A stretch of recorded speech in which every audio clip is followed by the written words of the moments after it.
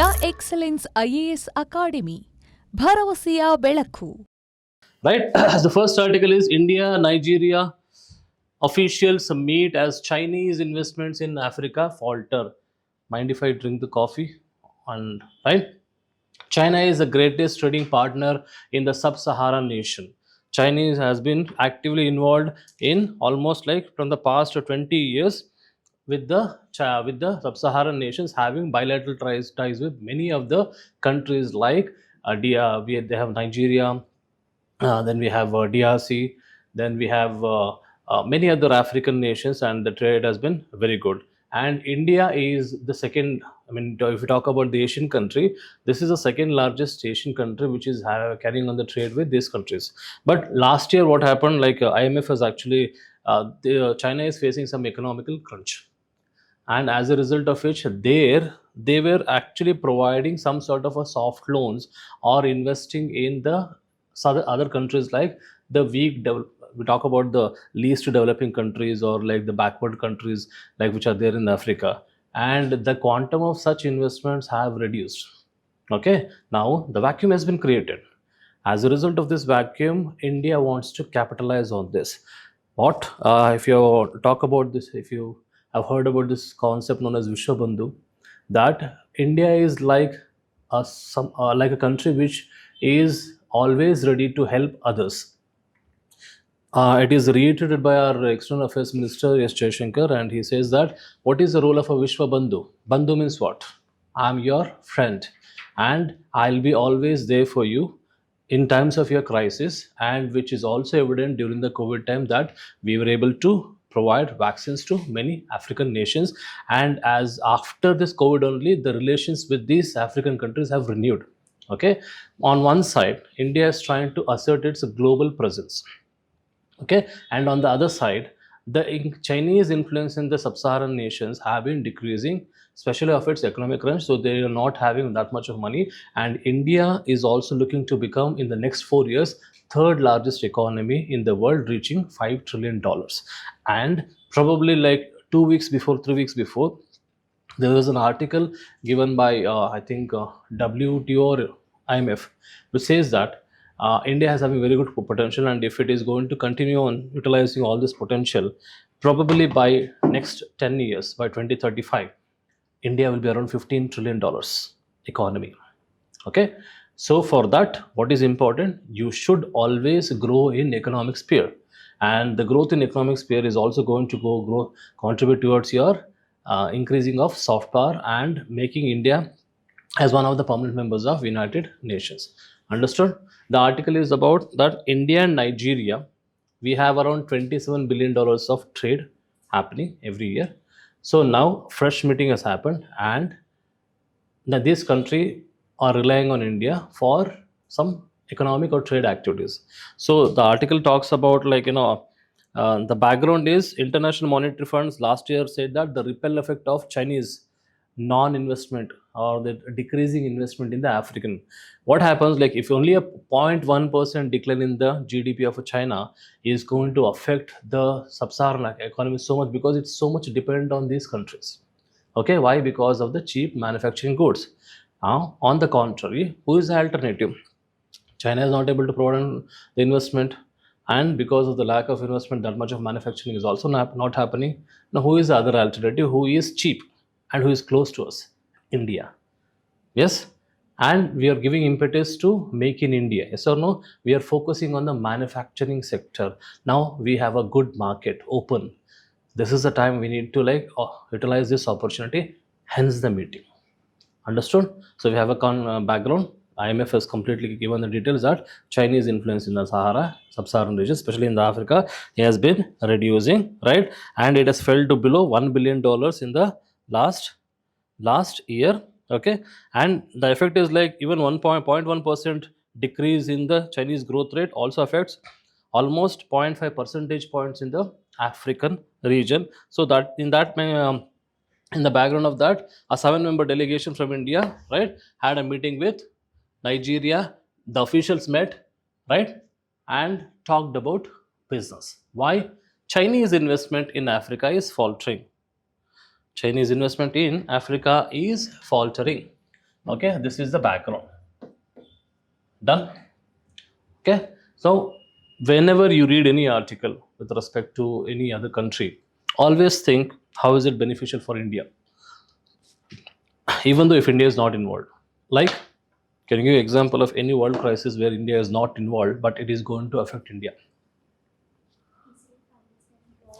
Very good. Israel, Palestine, and involvement of Iran. Iran was one time second largest exporter of oil to India before the US embargo.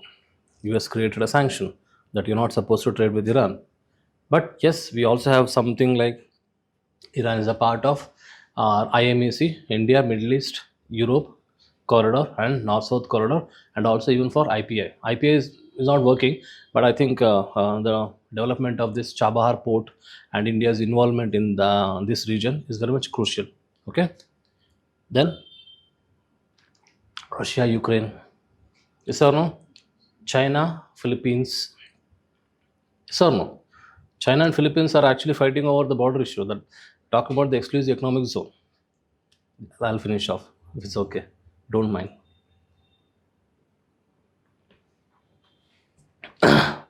Right?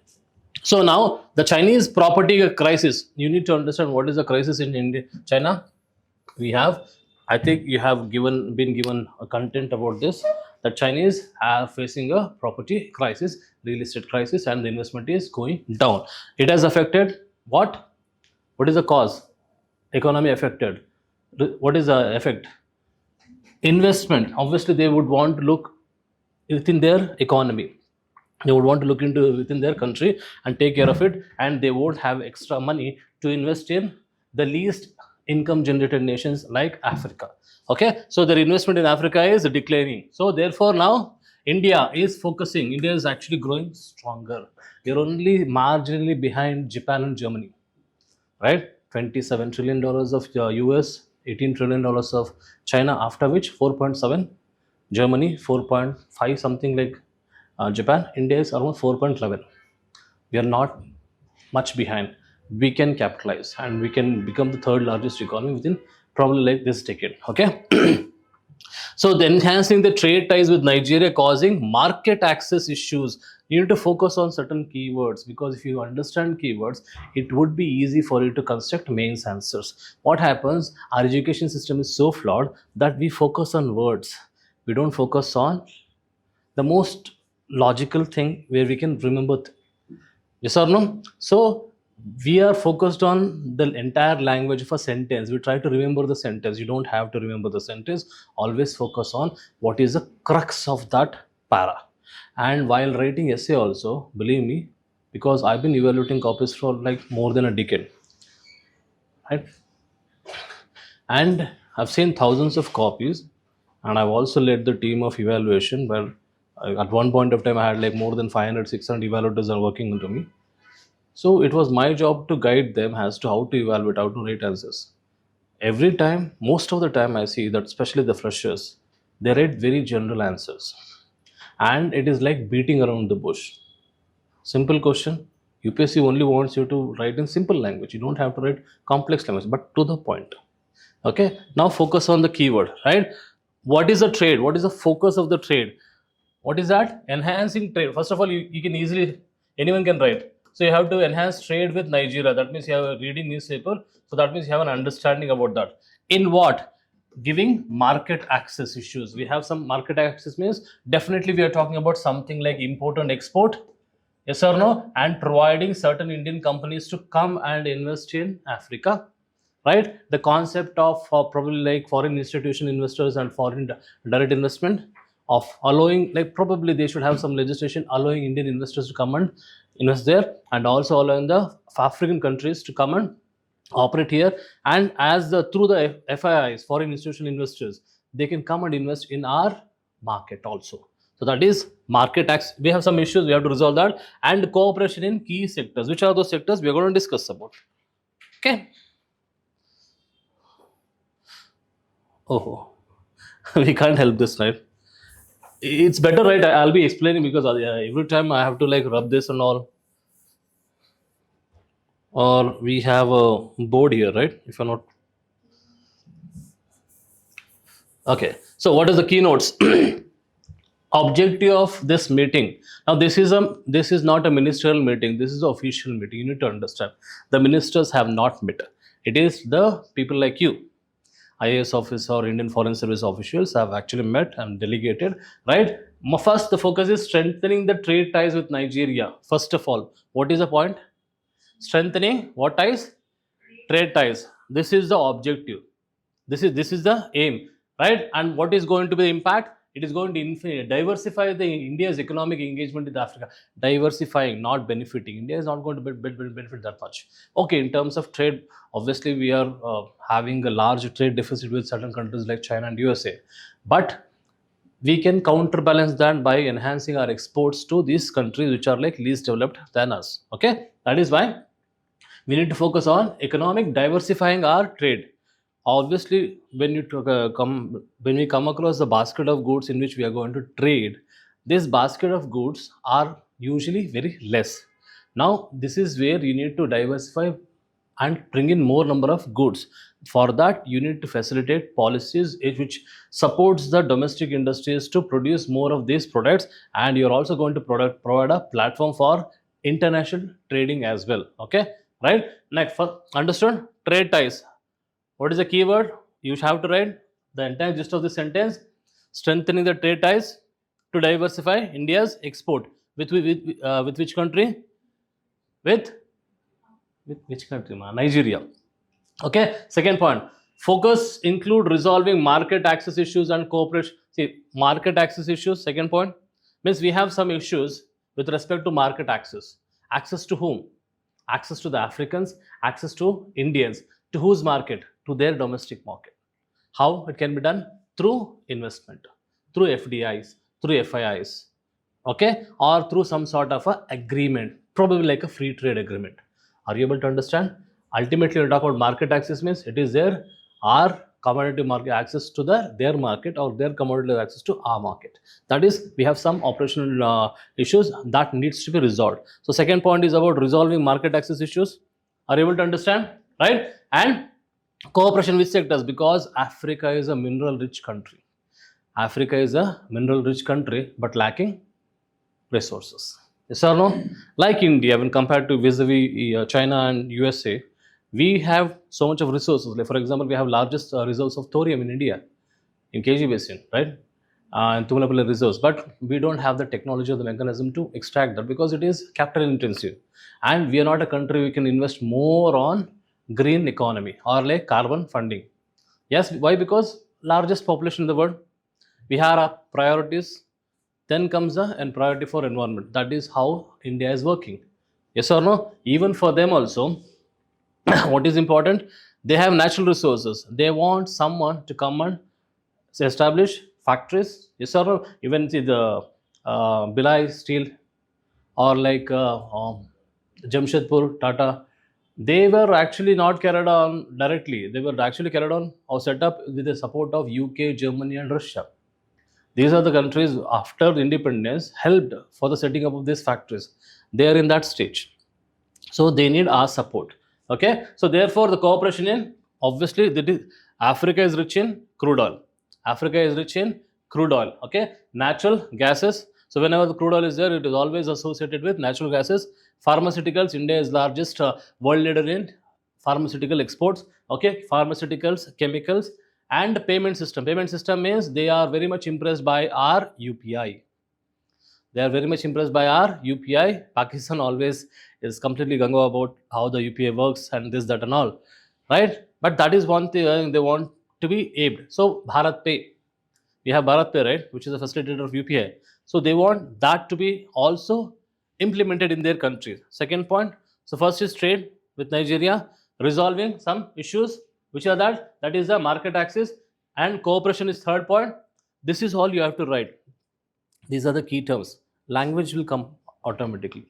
You can get the language, but ultimately you're rating points in the mains also, and even in the prelims also, because it can have an elaborated sentence.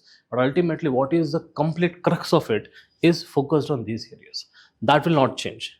Okay, right? Next, India is now we have some facts. This is the objective. This is the simple news. Now talk about the facts. India is the second largest trading partner to Nigeria, second to China. China is the first trading partner. India is the second largest trading partner of Nigeria in the African region. And how much is the investment? So third point, India is the second trading partner with investment how much? $27 billion. India's investment. That includes private also. Don't think always it is government. I think the font size is visible, if I'm not wrong. Fine. Oh, it's too much. Right. So India is the second largest trader with Nigeria with an investment of $27 billion, and therefore the investment is good. Investment, we need to focus on more investment from India, and that might include some sort of a SOPs given by the African nation to India, like probably like, let us deal with the fear dealing with foreign currencies. How does the international trade happen? The international trade happens with using foreign currencies like US dollars, yes or no, pound, euros. If I go and trade with other countries, what is the standardly accepted currency? I may not be able to take their local currency because that will going to have a less exchange rate, and they may not be taking a rupee. But now we will actually conclude something, that if the trade is happening, let us trade in our local currency, and rather than depending on the foreign currencies. So that means it is going to enhance the currency value of your own nation as well as other nation. Iran and India did this. Iran and India at one point of time, they were actually dealing with in rupees, right? And we had a separate bank for that setup to convert the Iranian currency into Indian and the Indian currency into Iranian. So we were not at all dependent on dollars. Okay, so now the countries aim to conclude the local currency settlement system agreement. Now this is underway, but object is that, if at all we want to see, object is to trade, allowing Indian investment and the trade, and also doing some sort of a tweaks are required for providing market access. Ultimately, if you are carrying on the trade on, and if the bilateral trade is increasing, so obviously it will be in terms of currency, it will have some value, and it should be always done in terms of, let us do the deal in our own currency. So therefore we have a, what is that system? Local currency settlement system agreement. So local currency means if any trade has to be happening, if I purchase something, I'll settle you using my currency. Okay, and if you purchase something, you settle me using your currency. That means let us use the local currency. Therefore, local currency settlement system agreement. Understood? Simple. That is all you have to only focus when you're reading newspaper. Don't and I have seen people who spending n number of times spending on editorial, and that is why you feel, sir, it's going to take like 2 hours, 3 hours. No, give me like 45 minutes, I can finish off newspaper with notes, because you know where to exactly focus. That comes with practice. Because now you're training your brain, not your notes. Don't try to fill your notes, because ultimately at the end of the day, you alone have to go into the examination hall. So train your brain. Okay, I think my objective is to make sure that I train your brain in the limited possible way, or in the most effective way, with the limited content, and which is crux. Done? Okay, so this is the only information. Additional information, if there is anything, because I'm referring to the newspaper only, my always source is newspaper, Indian Express, Hindu. I don't refer to anything because I've been in this field for so many years. Right. So which are the delegations? So delegation, who were the delegation? Because I told official sign. The delegation from RBI means we have a central bank. Why? Because we have local currency settlement system.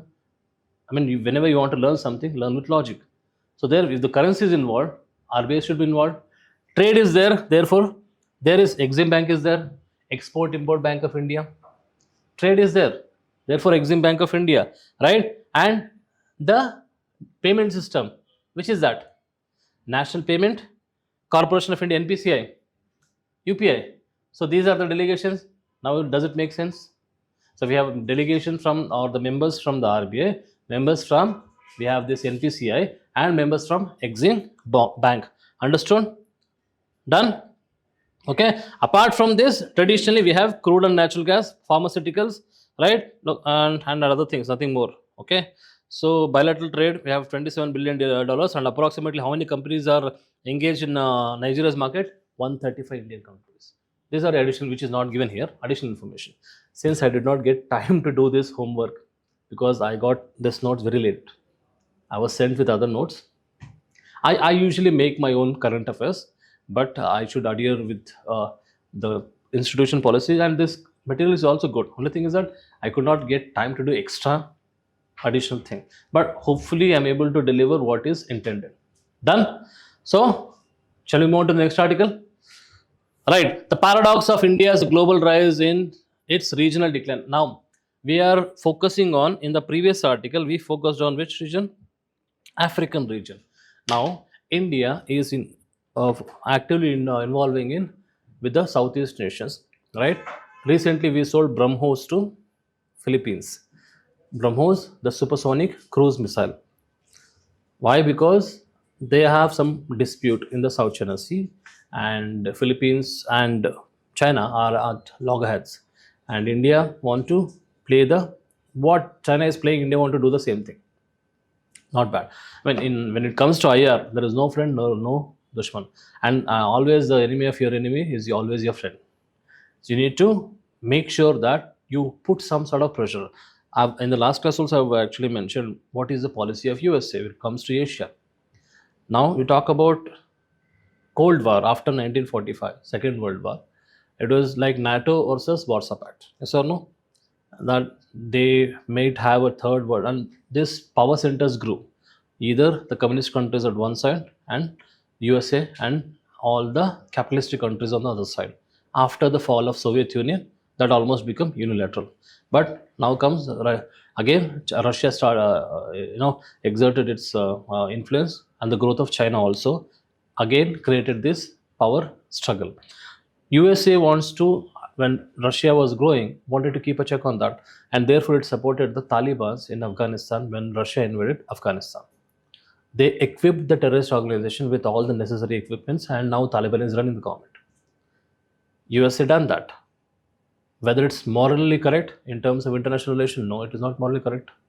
But when it comes to protecting the country's sovereignty and weakening your enemy, you do this sort of covert operations. Then Vietnam did the same thing. Then they wanted to keep a check on India, because after the Pokhran, after this 1976, when Indira Gandhi wanted to USA was the one who was rallied around that India should not test the nuclear this thing and all. And after Pokhran test, it completely forced the world to impose sanctions on India.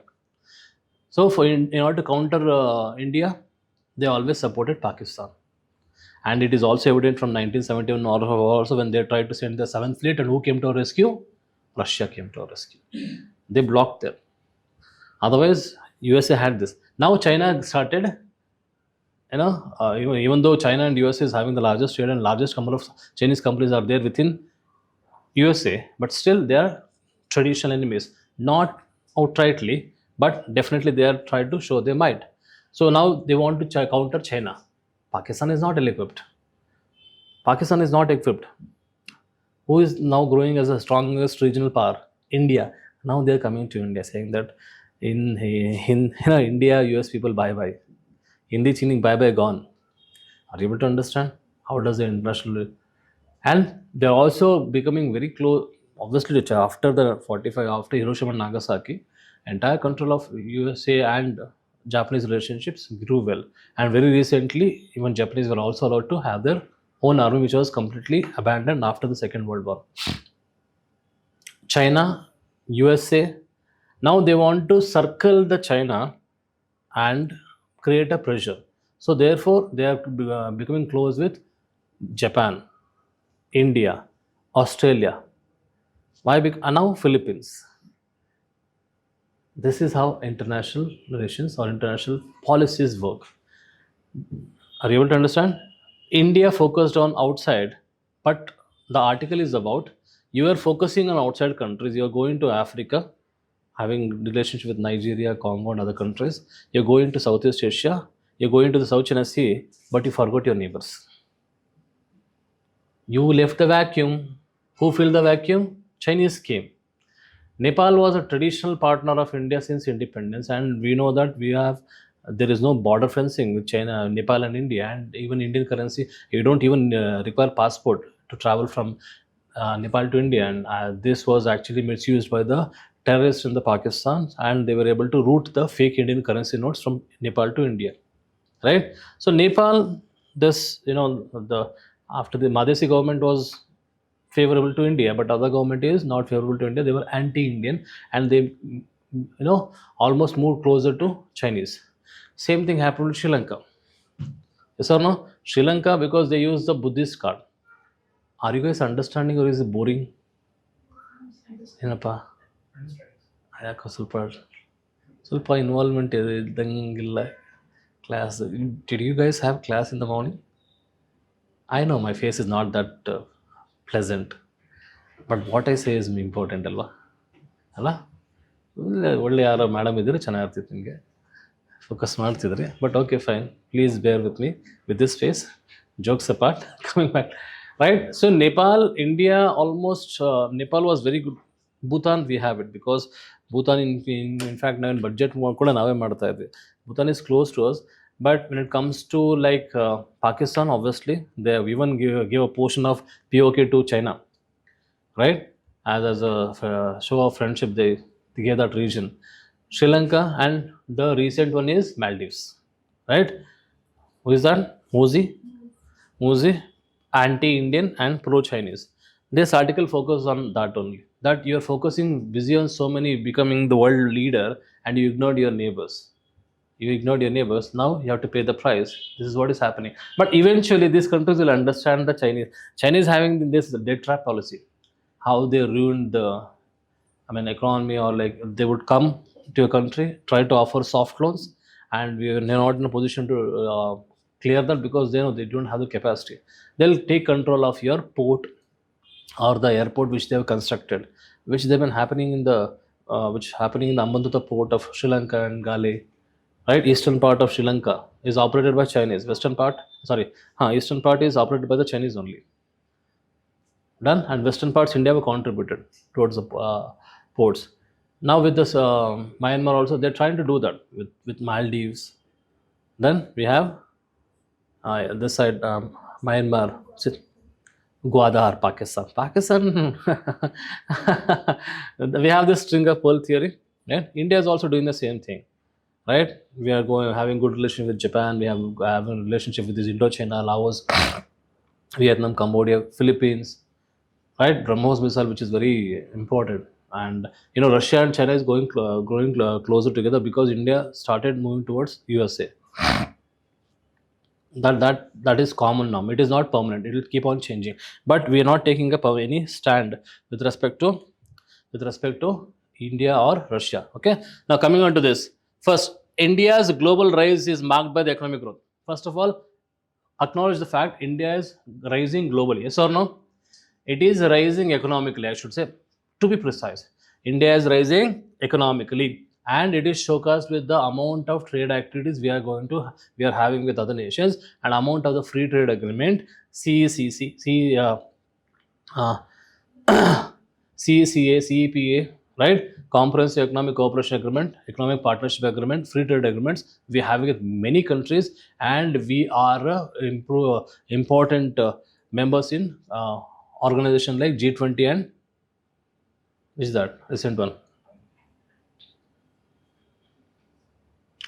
We are a part of an international the nuclear group and all. Yes or no? But India is the only country which is advocating peaceful use of nuclear weapons. Otherwise, nuclear energy, nothing else.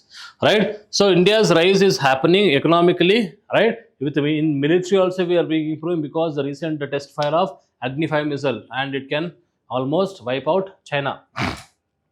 And with the multiple targets, we have this not just one warhead. We can able to carry on, send multiple warheads within that Agni missile, which is able to target many things, including the interceptor missile, which is going to affect your ballistic missiles. Okay, so that will be targeted. Now in the military might also be improving, and when the participation in the global institution like G20 and Quad is USA, India, Japan and Australia, Quad, 4 countries, and that is actually made to counter China only. Okay, and what is the countering of China is having Belt and Road Initiative. because they are always apprehensive that 90% or 80% of their main oil and goods are passing through the Malacca Strait between Malaysia and Indonesia, which is very close to Andaman and Nicobar, and we have a naval base there. So if at all you are going to do any sort of harkat in the future, we are going to block that, your strategic route, because ultimately that was carried on even from the ancient days. Cut the supplies, and the country is going to cripple. Yes or no? So therefore, in order to have a separate, they try to develop a route from China to Central Asia and passing through. And they also offered, like, we are going to come from the Belt and Road Initiative through the West Bengal to the Bay of Bengal. We did not agree. So they're coming to Gwadar, they're coming to the Central Asian countries or the Middle East. Okay. India's counter is that we have India, Middle East, Europe, because ultimately these are the most important trading companies, trading countries for us, from where we are receiving energy, because ultimately India is still dependent on fossil fuels. 87% of its fossil fuels are to be imported. We don't have that much self-sufficiency. Done? Okay? Right. So regional decline. The article is all about, the simple article. Regional decline is because of two things. One is, it is because of India's ignorance about its neighbors. Not, I should say, ignorance, neglection. India neglected its neighbors. India neglected its neighbors, especially Nepal and Sri Lanka. With Sri Lanka, we have this after the Elam War. Yes or no? After the Elam War, especially India was a coalition government and it was budging to the pressure of DMK, and which was not acceptable to the people of Sri Lanka. So they tried getting closer to China. But traditionally, India was a big brother. And that big brotherly attitude is also one of the reasons why India lost its clout in the regional. Big brotherly attitude at that point of time. Right? You should have actually lent the other person also to, you should treat them equally, not because you're powerful, this, that, and all. That has happened. And India created that vacuum. Who filled that vacuum? China. So China filled that vacuum. The factors such as China's rise economically is happening. Militarily also it is happening. Yes or no? And most importantly, engagement of Chinese with the Asian countries, especially South Asia, like Myanmar, like Nepal, like Bangladesh, like Sri Lanka, like Maldives, like Seychelles, like with the BIMSTEC countries. They're doing that. Right? So, and the US withdrawal. US has one factor is China is growing. Second factor is US has withdrawn from the region. From which region? From Afghanistan. From Afghanistan, it has actually long gone before, right? And India's focus on Indo-Pacific. It is focusing on which region? Indo-Pacific region means talking about the South China Sea and focusing on the Quad, focusing on the Middle East, and mostly happening with respect to Southeast Asia. You focused more on that.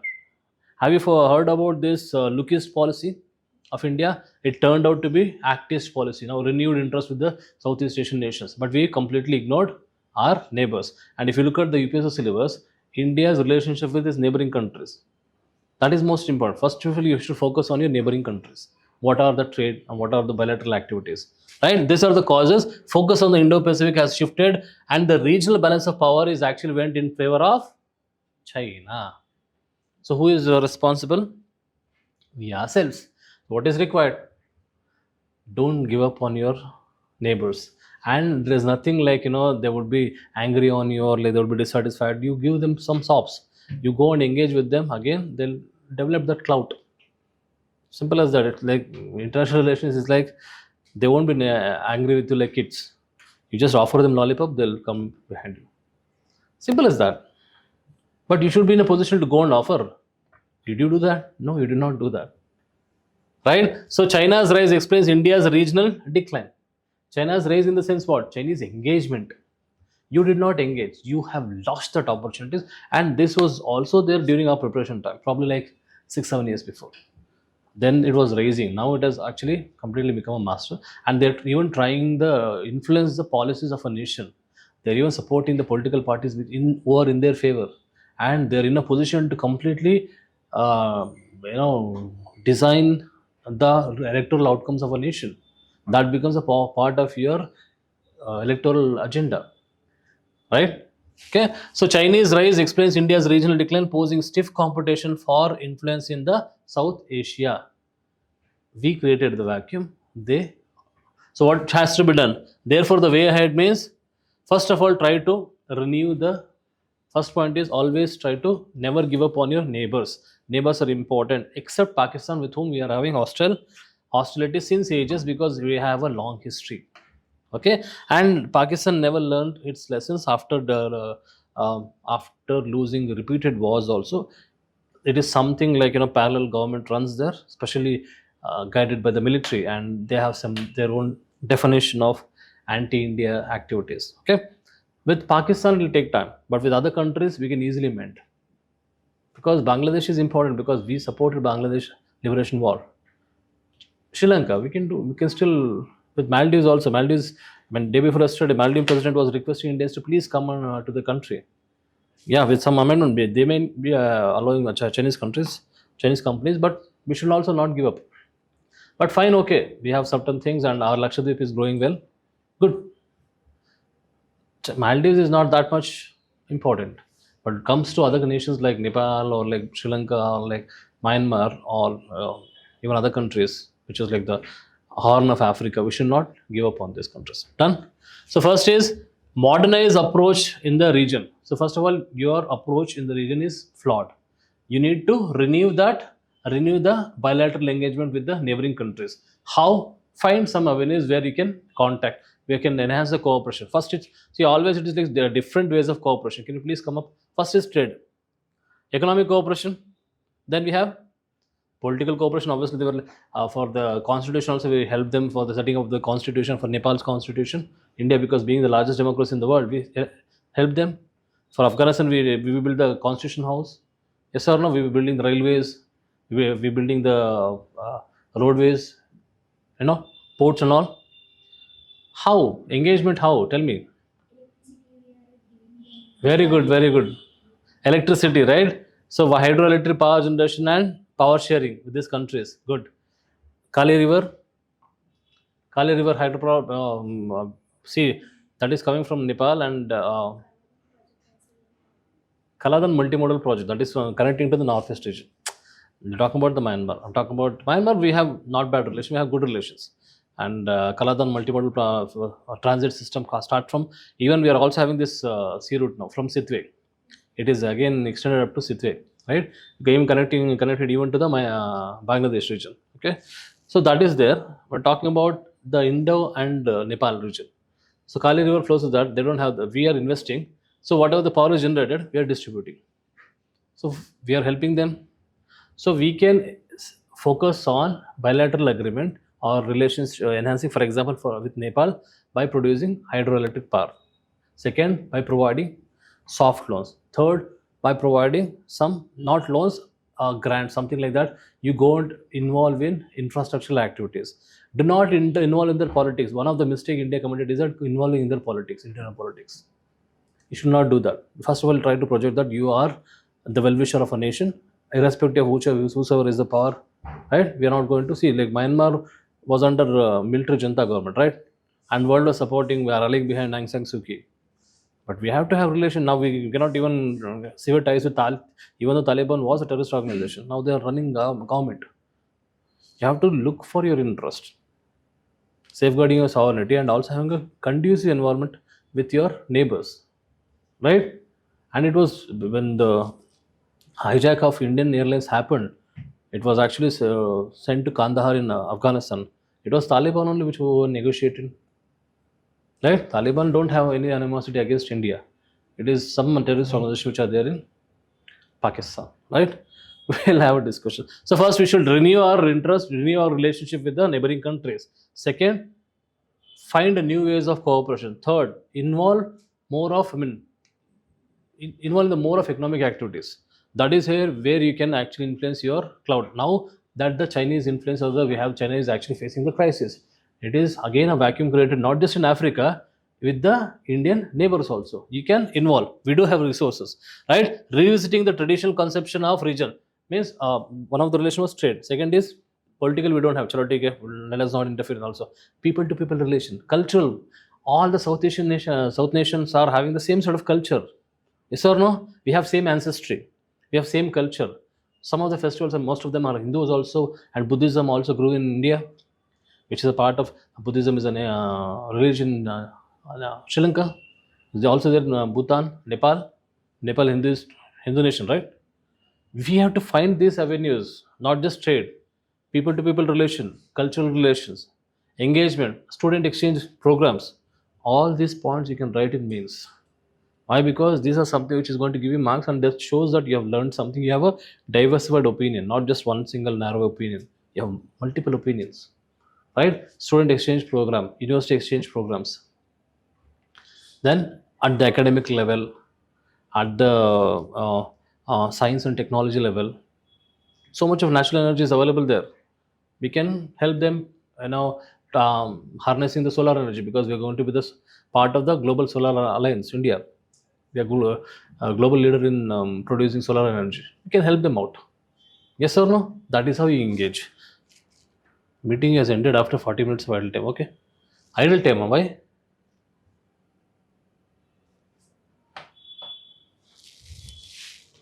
I don't know. So we'll continue, right? Don't go about every sentence, 4 to 5 sentences. Focus on keywords. Like for revisiting traditional conceptions of region, focusing on strengths rather than, first of all, traditional conceptions means you need to go back to your roots, have a traditional relationships. That is a key point. Okay. Next, focus on your strengths. What are your strengths? People to people relation, cultural contact is that is your strength. Don't give up on that, right? And also, rather than matching, we can't match to China's might. So that means, first of all, go with what your strength is. Don't go with don't go and try to become the strength which you don't have, right? You cannot match Chinese strength with respect to economic involvement, but we can have a different thing. Okay, cultural, right? Next, leveraging maritime advantage in the Indo-Pacific can offset continental challenges. Means, yes, to a certain extent, India's involvement in Indo-Pacific is detrimental to the relationship with the neighboring countries. But whatever the clout we have developed through having a established trade sea routes and all, it is in turn is going to also affect these countries, because they are landlocked countries like Nepal and Bhutan. So we are providing access to Bay of Bengal from our routes like ports like Haldia, Paradip. We're able to provide the shipments to different parts of the world. So that is going to be beneficial. That is one of the point of argument where you can go and sit with these countries and discuss. See, we have developed a very good maritime relationships. Now you can use our sea routes, you can use our ports. Yes or no? Right? Next, and engage smaller South Asian nations. Next, embracing a non-India centric lenses. See, that is what India centric big brotherly attitude is not going to work out. You should focus on go there, act as a friend, think about their welfare, and make them realize that you are there for the welfare, right? Yes or no? Like for example, during the COVID time, we have sent medicines, and whenever floods happen, even to the Pakistan we have sent support, right? That is what a Vishwa Bandhu does. That is what a welfare nation does, right? We don't have enemies, we don't think bad about other people, we're always there in terms of crisis. That is going to increase your clout among these countries, and would want to have a good relationship with your country, because that shows how your country foreign policy is guided by the ethical values. Done? At least show that. Utilizing the soft power. You know what is the soft power? When Abhinandan was actually caught in Pakistan, within few days he has to be released. The same thing did not happen to Sarabjit Singh. Remember? And Sarabjit Singh was actually by mistake he went. He was not from the forces, and by practice, any members from the armed forces, we should not be. It don't happen. You go to enemy territory and you will be persecuted, or you'll be tortured to know the secrets of a nation, because you'll be considered spy because you're from the service. But Sarabjit was not like that. Why? Because it depends on the government which was there. Your influencing abilities, your agilities. When the foreign minister was saying in the Pakistan parliament that our legs were trembling because we were given the ultimatum that if you're not going to release Abhinandan, we are going to attack on Pakistan. You're not ready. We were ready. That means that is soft power. With our ಹೆದರಿಸಿ ಇದು ಮಾಡಿದಾರಲ್ಲ ಅಷ್ಟೇ, ಕಣ್ಣು ನೋಟದಲ್ಲೇ ಇದಾಗೋಗುತ್ತೆ. Which actually happened today morning while coming on the bike. Some auto guys did the same thing. I also gave a look. My soft power was good. He went away. I said, stop the vehicle. He could not stop. I know I was late. but I could not back up, right? Soft power. Done. Right. Okay, this is the year to get the sustainable development goals back on track. I'm going to say a story for you to remember sustainable development goals. You want it or not? Have I shared any shortcut methods, memory techniques, schedules? I've taught schedules, right? Haven't I taught the schedules? Acha, okay, fine. We'll focus on this, right? Next time, if anything comes, but I haven't given any shortcut methods like for the countries. Huh? Nothing. Ha. You've given, na meditation. The salty bata. See? Saying no codes are given. Okay, focus on how many sustainable development goals are there. Quickly, because I want you to like have a vivid imagination. Because if you want to make your preparation like this is a marathon race. This is not like 100 meter, 200 meters, right? Where you can sprint it up and completely lose your energy or mileage. It is like a marathon. You have to conserve energy, but every time focus on that one single day. Okay. So we have how many sustainable development goals? 17 sustainable development goals. I'm going to give you a story where you can remember and it's going to be easy. That you can apply this even in your polity also to remember the articles. Two methods I'm going to say. First, I'm going to go with the traditional method, which is one of the link method. There is a logical story. Imagine, right? Imagine. Focus. Imagine you're walking on the road. Imagine, and on the roadside you saw some sort of a shed or a shanty. Okay, on good slope. Right? You see poor people there. You see what? Poor people. Okay, and understood? So, if you want to make it even better, imagine you're going in Africa. Africa is a poor nation, right? So, first you think that you're a strong person. Imagine you're the PM of the country. So, first object is no poverty. Which is that? Board, this one?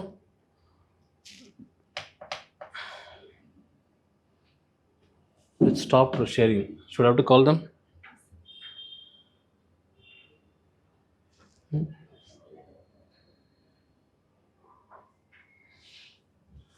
So understand which is the first sustainable development goal? No poverty. And you go near because you want to eradicate their poverty. So there is one kid who's very thin. There are two kids, okay? Imagine they're very thin. So that means they are not having nutrition. Yes or no? So you give them one. What are you going to give? Food. What food? Huh? Red meat. You give them pizza or a pasta. Make it ridiculous. That is how you remember. Where can you get pasta and don't worry about that. You give them something. ಏನು ಕೊಡ್ತೀರಾ? This Zoom meeting automatically stopped. No issues? It stopped sharing. I've been calling from a long time. Here it is. Zoom.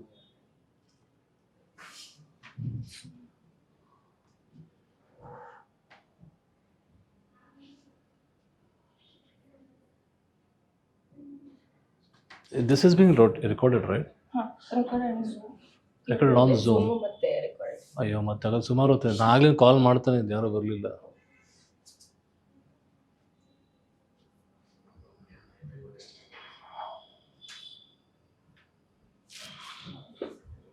ಯಾವ ಕೊಟ್ಟಿದ್ದು? ಸ್ವಲ್ಪ struck ಜಾಸ್ತಿ ಆಗುತ್ತೆ. ಝೂಮಲ್ಲಿ ಮಾಡಿ ಮಾ ಅದು.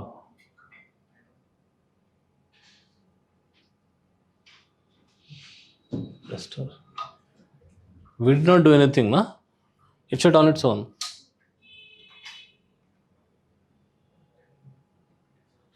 Are the classes useful rather than what has been given on in the notes? Approach is important. It's all about content. How you think. And hopefully I'm helping you out. ನಿಜ ಹೇಳ್ರಿ, chocolate ಕೊಡಿಸ್ತೀನಿ ಹೇಳ್ರಿ. ಗಂಡು ಮಕ್ಳಿಗೆ ಏನು ಬೇಕು ಅದು ಕೊಡಿಸ್ತೀನಿ ಬಿಡಪ್ಪ.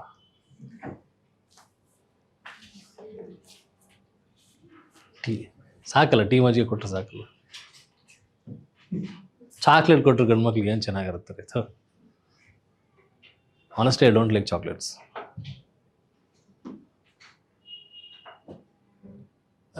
Prakash sir, Dheeraj sir ಅಂದಾಗಿದ್ದಾರೆ. Okay, no issues. Okay, no issues. ಅಲ್ಲ ಟೈಮಿಂಗ್ಸ್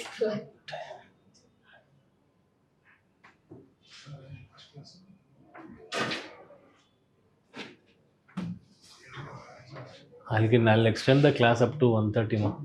ಒಂದು 1:32 ಮಾಡ್ತೀವಿ. ಇಲ್ಲಾಂದ್ರೆ ನಮಗೆ ಟೈಮ್ ತುಂಬ ವೇಸ್ಟ್ ಆಯಿತು. So I'll continue. It's okay, right? I think I have it here, and you also have. So PDF ಇದೆ.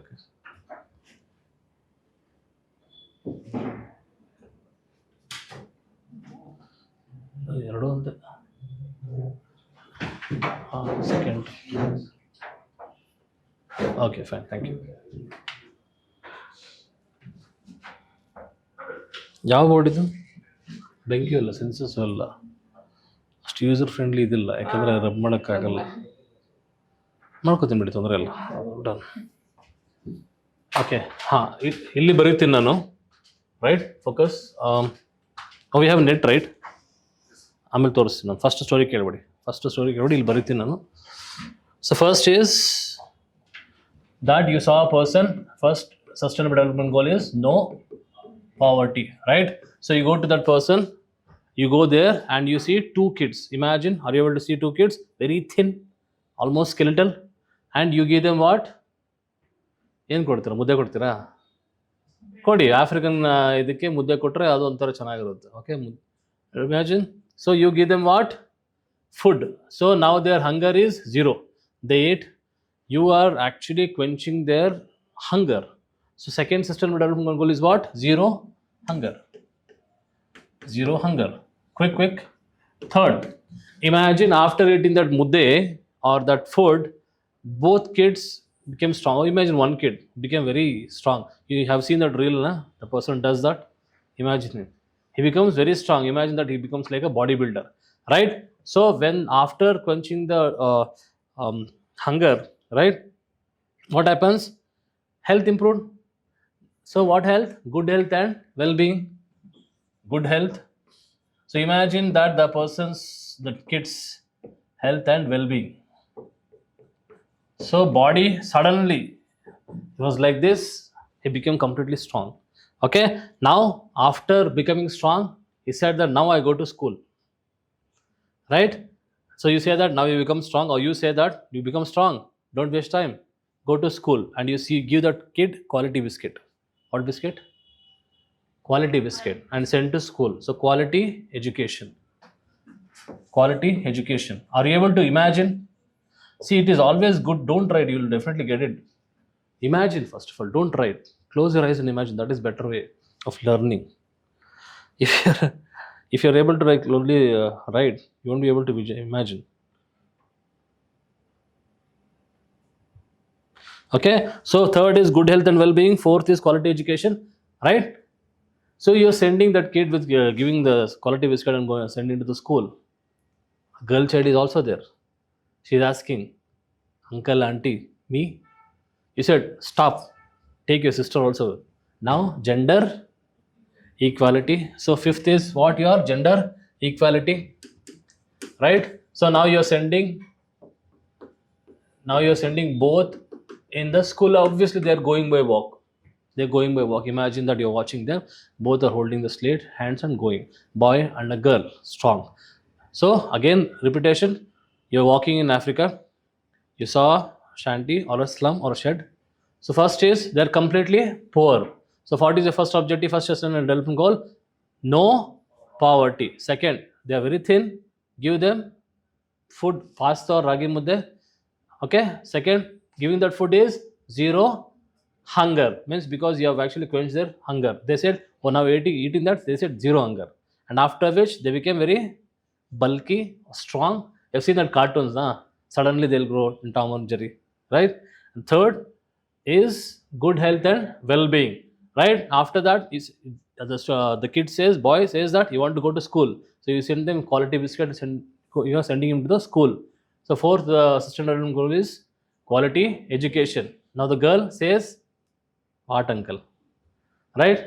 And you're also sending her with that boy, take your sister, What is that? Gender equality. So now, so far, good. Now imagine they're going to school. They went to the school, any government school, and they don't have toilets for women. They don't have toilet for women, and there is no water. So access to clean water and sanitation. Sustainable development 6 is clean water and sanitation is not there. Clean water and sanitation, because the toilets are very galeej. No water. For girls, they should have like separate toilets, right? Imagine that girl going to toilet, very galeej toilet, no water. So clean water and access to clean water and sanitation is not there. 6th sustainable development goal is to provide clean water and sanitation to everyone. Okay, so now again she's going to call you, they're going to call you, right? So they're going to call you saying that we don't have access to water and sanitation. So now you have to put a borewell. Yes or no? But you don't have a drilling machine.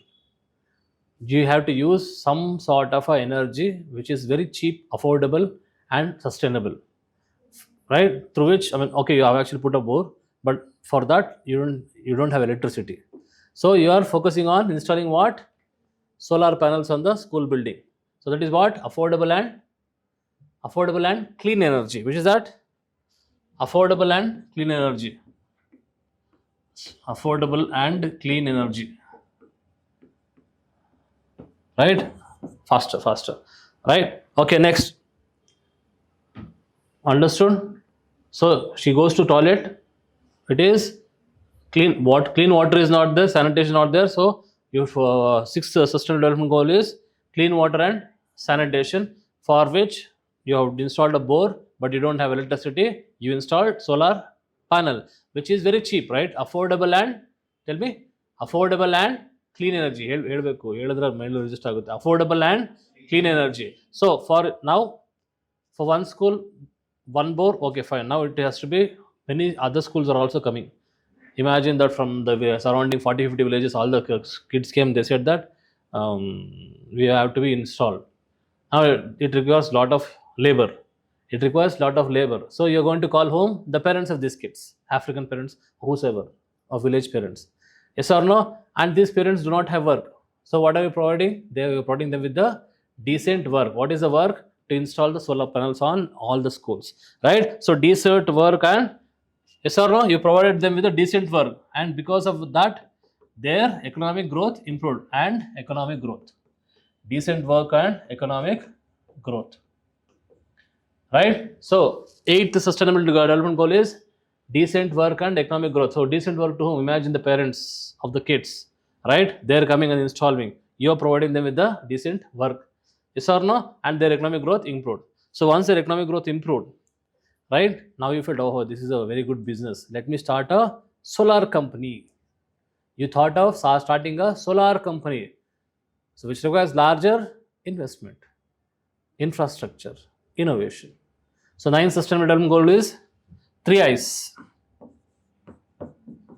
Infrastructure, investment, and infrastructure, innovation, and investment. So 3 I's. Understood? So with this, you got motivated because you're getting so much of demand.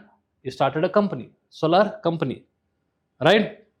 So now we are away from the village. You're starting like a KGF. You're starting your own township, right? Right? So infrastructure, innovation, and industries done. So now in that, if you're developing such big industries, you require large labor force. So you now, apart from these parents, you are recruiting everyone, including the small baby who is 1 year old. Imagine, because old age people, irrespective, you don't have any inequality. Everyone can come and work. So imagine 50% men, 50% women. Yes or no? So who are the employees? You took large number of employees, around 10,000 employees you took. In that 10,000 employees, 50% men, 50% women, old age, disabled, everyone are there. What does it mean? That inequality is reduced. 5 is gender inequality, 10 is normal inequality. It can be caste inequality, it can be disabled inequality, any sort of inequality, right? 10th sustainable development goal is, so now you are seeing that every person are there, and you think the inequality is reduced. So reduced inequality, reduce inequalities. Okay, done. So again, I'm going to repeat from the sixth. The girl goes to toilet, water is not there. Clean water and sanitation. Then you dig a bore well. Current is not there. Solar panel. Therefore, affordable and clean energy. Right? After which, many requests came for the same sort of solar. You started recruiting the villagers only, giving them decent work. Yes or no? So decent work and economic growth. Now, with good economic growth is happening, you wanted to make it big. Three eyes. Which are those? Infrastructure, innovation, and investment, right? Then from that, when you see that make a big company, you see all number of people coming, 50% women, 50% men. So inequality has been reduced. Okay, now so now you have one more 11th. I'll write it here only. 10,000 employees. Or look at the families. It's going to be huge. Yes or no? So you need a separate city for them. You need a separate city, and that city should be your focus. You're the mayor of that city because you're the one who actually set up the factory. Like we have that sort of like Jindal steel plant in Hospete. It's completely a township. Have you been there? Anyone? I was there because I was doing a police training in Bellary, and once we went because one governor was coming. They have a separate runway, airport. I don't know about the place, but it is in hospital. Hospital, Sanduru. Acha challa gottilla, but it is in on the way to hospital. Acha, on the way to hospital, but they have a separate township. How is it? Big and all. So imagine like KGF, the KGF, that big city is made, and you as a mayor say that this city should be sustainable city, and you should also sustain your communities. Right now, different communities are formed. Community of a turner, community of fitter, community of a painter, different all are working in the same company, right? Solar company. Understood? Sustainable city and communities. Sustainable cities and communities. Okay. So right now their economic wealth is good, and you have made a very good township. Township means it has every amenities. Pizza Hut, Domino's, this, that, and all. People started consuming more and causing harm to environment. So there was no responsible consumption. People started to produce, have their own small business also. They started producing, right? And you're asking them, if you want to make it sustainable, so be responsible. Have that your consumption. Imagine every person in that city is eating too much of burger and becoming fat. So that is irresponsible eating, right? Or irresponsible consumption. Understood? So the 12th sustainable development goal is response. You say them. Be responsible consumption and production. Responsible consumption and production. Okay? Responsible consumption and production. Right? 13th. Right? Did they listen to you? No. They started their own small businesses, and they started burning so much of indiscriminately consuming the resources, like the nearby forest they're consuming. They're burning and burning. They started their own factories, right? You asked for them to have a responsible consumption and production. They did not do. So ultimately it angered the climate. It angered who? Imagine a big cloud. Yesterday we had heavy rainfall in Bengaluru, right? So imagine a cloud which is having eyes and hands and all. Heavy, it took a water can or something like that, watering can, and heavy downpour happened. So there is going to be climate reaction. Yes or no? Because you are polluting the climate. So 13 sustainable development, the climate is going to take action against you. Climate action. So climate action. Climate is not happy with you because you said when you say the sustainable cities and communities, you have to be sustainable, but you increase your consumption and production indiscriminately and cause pollution. Climate is reacting now, and climate is taking action. Right? Next. So what is the action? Heavy rainfall. What happened? Heavy rainfall, and everyone went under the water. So now you're spending your life underwater. So life underwater. Life underwater. Okay, imagine, but you're sustaining, you're not dying. Because underwater also you're saying you're completely ಮುಳುಗೋಗಿದ್ದೀರ ನೀರಲ್ಲಿ. the life underwater is there. Why? Because climate took action. Heavy rainfall, you went under. Now you learned your lesson. Now you learned your lesson. You're requesting, please, I want life on land back. You're requesting the climate, saying that life on land is back. I want this life on land back. Okay. Then climate gives you a warning. Right? Right? I will give justice to you, but you should be peaceful. Make peace with nature. So what is that trying to say? I would definitely want to have life on the land, so I'll make peace with whom? Climate. I'll make peace with the nature, and I'll say that I'll do justice to the nature. I will not exploit. Okay. Next, peace, justice, and strong institutions. 16th, peace, justice, and strong institutions. Hopefully, I'm not wasting your time, but this is one-time learning. One-time learning. That's it. And that is my objective, to give this sort of stories, because factual things can be codified. Conceptual things had to be learned through practice. So what is 16th Sustainable Development Goal? That you request, see, life under water, life on land you want. Therefore, you requested peace. Partner, Mr. Nax peace. You watch that? Mr. Nax peace. Right? You made peace with the nature, right? And to guarantee justice, and you'll say that I'm going to set up responsible institutions like National Green Tribunal or the Central Pollution Control Board to control all these things. So I'll also have the responsible institutions. 16th Sustainable Development Goal. And now you're shaking hands with the nature. Imagine a cloud or a nature or a tree. So what is that? Ultimately, you have reached an international agreement. What is that? Partnership for the goals. You reached the 17th goal is you reached the agreement to have a partnership. So partnership to achieve all these goals. Partnership for the goals. Understood? Easy? Should we have to repeat the story, or can we go back to the article? Go back to the article, right? Understood? Easy aita? Artha aita? There is also one more method for you to remember. Phonetics. Heard of phonetics? Similarly, like it is very hard for us to remember articles. So I had decodified. Like for example, one sounds like gun. Whenever I want to think about like article 1, I would imagine gun and link some sort of a story with it. 1 gun, 2 shoe, 3 tree, 4 boar. Boar means wild boar. 5 hive. Okay. 6 axe. 7 heaven. 8 flight. 9. What was 9? Mine. 10. Bun. Okay. 10 banno. 20 something like I had some similar sounding words which was easy for me to remember. 100 gondo. So it is easy for me. Like for example, article 322 I can come up with some sort of, because 300 gondirutte, 20 gondirutte, 4 gondirutte. I was able to link all these 3 stories. I was able to remember that. Develop that. Even that also you can do. But this is linear. Okay. Done.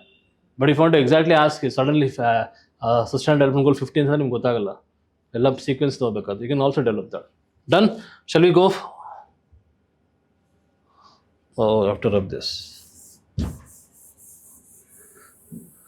So the article is this is the year to get the sustainable development back on the track, because in 64 nations elections are happening, and the new government, and you have also heard about the nationally determined targets as a part of your Nagoya and Kyoto protocol, because ultimately every nation has committed that they will have the nationally determined goals.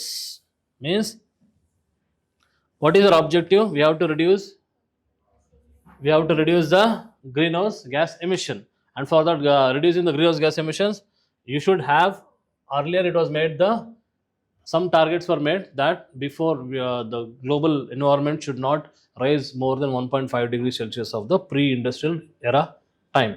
But developing countries like India and China, which has been focusing on the manufacturing sector, they can't, because ultimately we don't have renewable energy, and we are just now.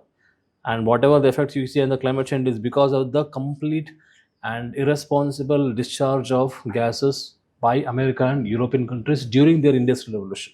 And we are paying the price for that. Not only we, the low-lying island nations are paying the price for it. Okay. So we had this first of all like common but we had this earlier. It was the responsibility of every country is to reduce the global emission. Then we have developed with common but differentiated responsibilities, giving more responsibility to the developed countries which are already developed for their greenhouse gas or the emission commission emission limits was more, and their contribution in terms of dollars or investment should be more compared to the developing countries. Okay, common but differentiated responsibility. From that, we again in the next forthcoming conference of parties, we made it as a nationally determined targets that every state or every country give their own commitment. We are not giving you a target. You give me how much you can reduce. Right? That is called as nationally determined targets. Okay. And most of the countries, though they have committed, but they are falling short in terms of implementation. When it comes to implementation, the implementation is not happening properly.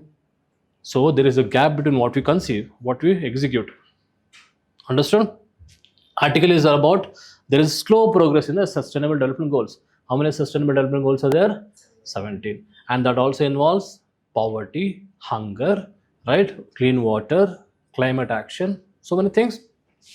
When it comes to climate action is most important because this year, including India, 64 nations are having elections, right? And therefore, it is high time for the governments which are going to come this year to sit on and work upon their national determined targets by 2030, because ultimately they will be there for 5 years.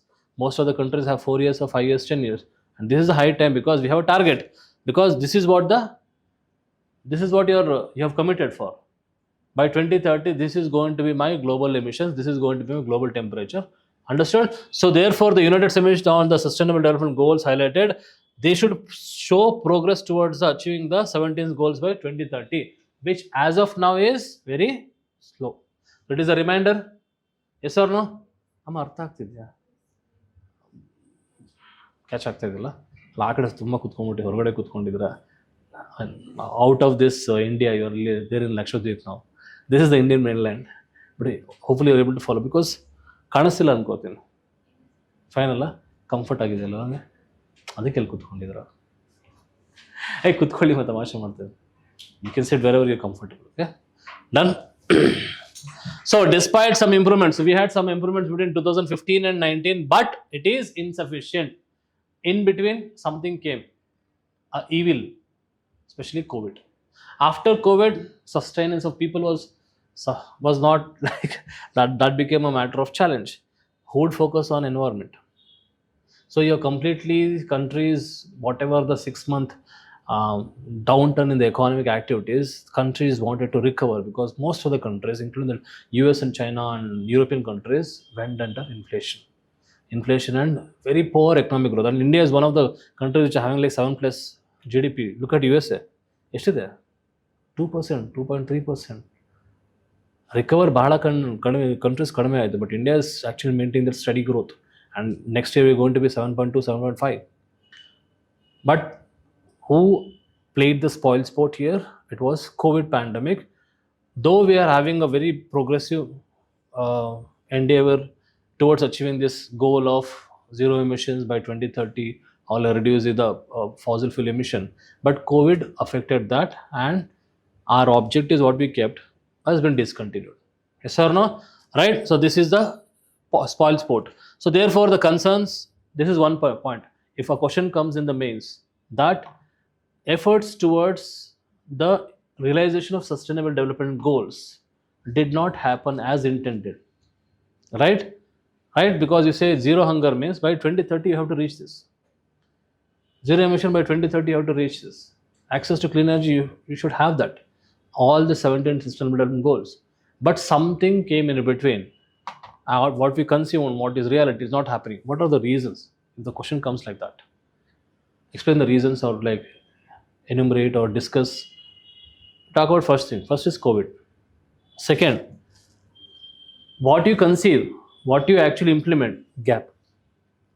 You always make timetable. I'll get up at this time. This is the you make all 12 hours, 15 hours, but I end up reading only 2 hours and depressed for 1 week because you are not able to do for follow the timetable, and you cannot even control your mobile, watching reels and all those things. Some messages, if some message come, if your IPL, now IPL is going on for boys, once you start looking at that, 3 hours gone, and after 2 hours in that hangover, and again after next day discussion with the friends, and RCB versus the, you have your own. Ultimately these are distractions. These are distractions. What I'm trying to say is, I was supposed to say something. Sorry. What I'm trying to say is that, like, what you conceive, what you implement, there is difference. Most of the failure reason, the biggest reason for the failure of this goal is your lethargy or non-implementation of the policies what you considered. You make up policies, you make a national law, pass a national law, but the implementation is poor. Example, Povituru Wildlife Sanctuary notification is withdrawn by the Assam government. Now, declaring any region as a wildlife sanctuary, now you're going to withdraw that, means it is going to remove that critically, yes or no, because one horned rhino is a critically endangered species. And Povituru and Kaziranga Manas, along with largest rhino population in the world, density. How can you make such blunder? Court intervened. Are you able to understand? That means when you conceive something, you have to put that in letter and spirit. Done. That is not happening in our country, and it is evident. Environment and biodiversity related goals have been neglected. Yes or no? You keep a goal that this much of forest cover I'm going to increase.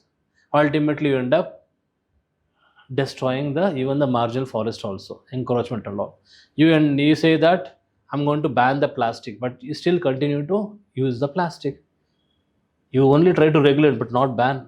Recently, Ottawa happened, right? Canada. Yes or no? India and USA want to regulate, but they don't want to ban. They can't ban, because that is what means you don't have that commitment. First point, understood. Environmental and biodiversity related goals have been neglected. Second, despite the commitments from the world leaders, implementation is uncertain. Uncertain because one thing is because of COVID is a reason. Second is economic ups and downs, growth. Third, political instability, like Pakistan.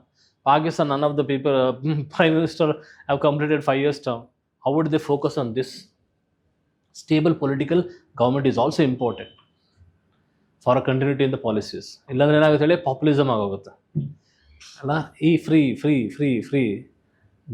country's economy going to gutter, right? People don't understand the logic. Done. I'm not for, see, I don't speak for any political party and completely political. I don't have a political view, but I can think like an economist or a person who's worried about the nation. That's it, right? Long-term implications iruttalla, cause effect. And a study in the Nature Sustainability found that sustainable development goals have sparked discussion, but impact in the national and local politics is limited. Politicians say, oh, we'll do this, we'll do that, but we are not implementing. Simple. To put this in the simplest way. One, environment.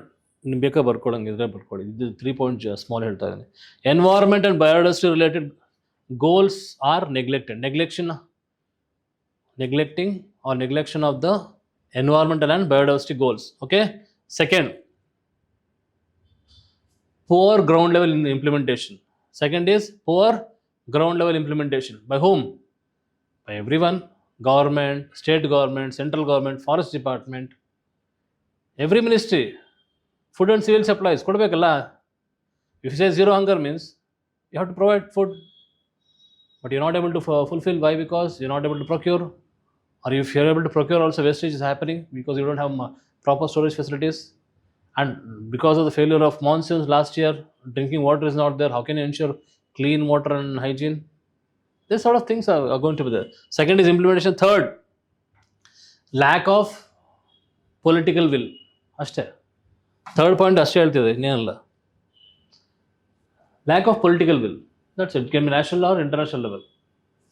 Done. So these are simplistic points which are there given in the newspapers. This is how you have to codify that, because every sentence, every paragraph have one idea. And while essay writing also, don't try to beat around the bush. And what happens when you're writing essays, every para conveys an idea, one idea. Whatever you say around that are only examples. Focus on writing more ideas, bringing more ideas, very prudent ideas, not frugal ideas. and try to logically construct these ideas. While narrating an idea or giving your opinion, you can give examples, but don't follow this pestle approach: political point of view, economic point of view, scientific point of view, technology. Yes or no? People end up giving this sort of a essay writing. No, that is completely wrong. Essay is about narration, constructing a story and asking questions and trying to find solutions, analyzing it from different perspectives. While providing an argument, you can give examples. Like I give examples in between. Right? Ideas are important. Okay? So that is why you should focus on which is the crux of a 3-4 line point. What is the crux of a passage? What is the crux of an entire essay? Ultimately, every passage, one idea, I'm going to link it and I'll see how logical it is constructed. That's it. Hardly 15 to 20 ideas. ಅದನ್ನೇ ಸುಮ್ಮನೆ ಎಳೆದು ಅದನ್ನು rubber ಥರ ಎಳೆದು ಇದು ಮಾಡ್ತಾರೆ. And you think that you've written great essay. No? Essay writing is really skill. Right? So what is the way ahead? So what is the flaws here? One is COVID. We are trying to fight it out. Economic developments, economic policies, beko. Second, political inactivity. We have to improve. Third, what is that? Poor implementation. Means proper strict guidelines to the ministries and the departments and the executives. Last is neglected. Therefore, serious action to be taken.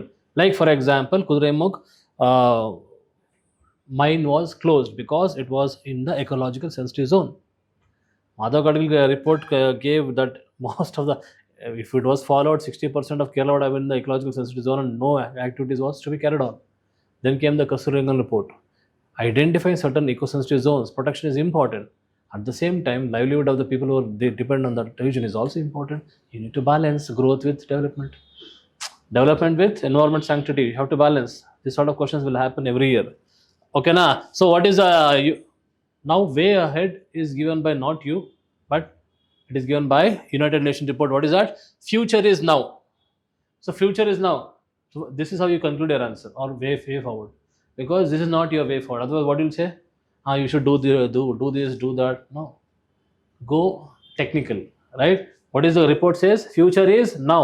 What is important? First is systematic approach is important. What is that? Systematic approach is important. Ultimately, why? Systematic approach with respect to what? With respect to the policy makers.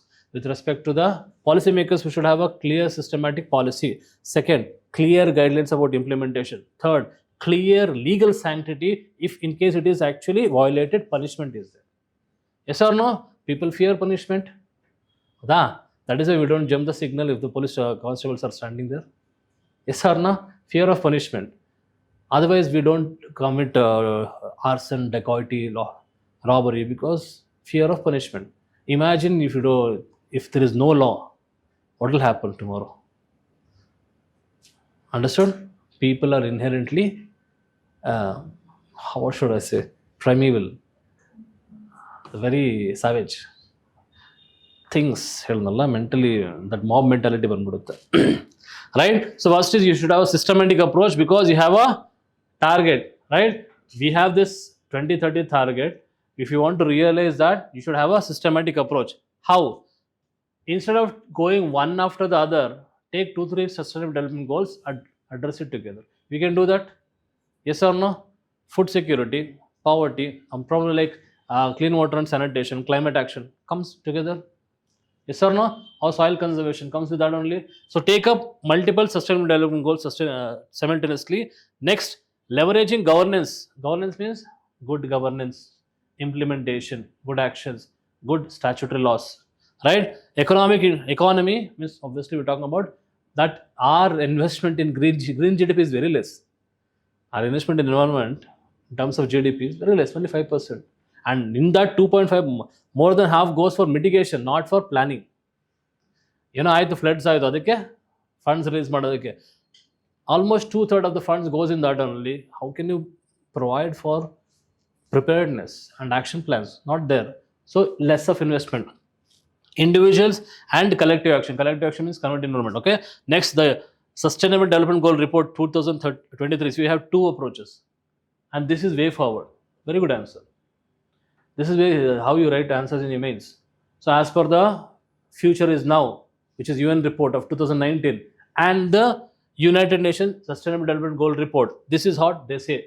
Write that. Simple. You're going to get exceptional marks. Because your answer stands out better than the hundreds and thousands of people who have written general sort of conclusion of way forward. Right? So what does it say? Government commitment integrate. So first of all, improve the government commitment. Second, integrated policies. We have integrated 13 ministries. Remember, with respect to health. What is that? Whether it's human health or animal health or the environmental health. Yes or no? Integration is important. What is that called as? One Health scheme? One Health, One Nation. One Health, One Nation, right? So integrating interoperability of the departments and ministries, right? Next, capacity building. Capacity strengthening means for your officials, forest officials, or fire officials, or police officials, we need to train them, because what happens if there is violation is happening? You should be sufficiently trained, right? And international cooperation is very much required, and UN system strengthening. United Nations also having its flaws when it comes to enforcing implementation. So some structural differences can be, or the lackness can be reduced, right? Okay, concerns that may arise in the future due to recent incident. Oh, what is that? Same thing. No. Acha, fine. Oh, you're not. Done? Done? So this is an important article. What says that it's a reminder that world is not doing enough. World is not doing enough. World needs to be doing more. Right? Okay? Right? Okay. There is recent article. I think you have heard of MDH and Everest masalas. From so many years there. Few countries have banned. Which are those countries? Singapore, Hong Kong, USA. So Singapore, Hong Kong, and USA, I mean, more than 5 countries, these are the main countries which are importing Indian spices and the spices masalas. They said that to completely ban these masalas because they had some chemical in that. What is that chemical? Ethylene oxide. What is that? Ethylene oxide is there, ETO. So this is completely, because it's a health hazard, it's a prohibited pesticide. A prohibited pesticide is there in a masala. That means your masalas are heavily sprayed with this pesticide, and you have not processed it properly, made a masala, and you're sending it out. And these are the countries which are very careful about not having any pesticides in their food. Okay, so this is the context, right? They have banned this and started an investigation into the contamination of the spices sold by, which are the brands? Indian 2 brands. Which are those? MDH and Everest. First point. Which are the 2 brands of India against whom investigation started? Which are the brands? Helbeko, MDH and Everest. Second, what did they had in their spice? With respect to which food product? Which food products? Spices or masala. Yes or no? What protects? Because it had unacceptable level of pesticides. What is the pesticide? Ethylene oxide. Which are the countries? USA, Hong Kong and Singapore. Are you able to understand? Right? Okay. So what is ethylene oxide? It is a toxic chemical used as a food stabilizer beyond food stabilizer. Probably something like it's going to enhance the taste. Don't eat food outside, especially those Gobi manchuris and all those, because they use tasting powder. They use ajinomotos, which is not good for health. These are the taste enhancers. So just to promote your business, you're actually putting some sort of taste enhancers like this, and it is going to ultimately affect your obviously your exports are going to be affected. But what about the reputation of a nation? We have boards, right? We have coffee boards, we have tea board. Yes or no? We have Spice Board of India. Our Spice Board of India says that Gajab Bejati. Now we had this too much of insult happening to our companies, to our India, because ultimately India's spice market itself is billions of dollars. Spice market of India is billions of dollars. Just because 2 companies did not do that, it is going to create an image in the world community that Indian spices are mixed with poisonous chemicals.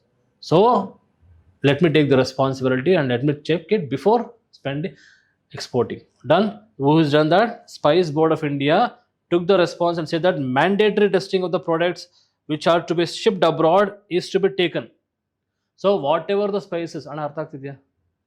ನಿಮ್ಮ ಹೆಸರು ಧನುಷ್, ಅರ್ಥ ಆಗ್ತಿದ್ಯಾ? Right? So now Spice Board of India says that if any spices to be exported out of country, mandatory testing has to be done before being sent. Correct? Good alwa? I mean, we can save our noses. Ultimately, see, sorry? Already we are doing the testing work Huh. with FSSAI. FSSAI, that is domestic, ma. Food Safety Standards Authority of India is doing for domestic. Again, and it has been assessed, assigned to this only. Food safety means it for every other food products which are being exported. Spices, we have separate board.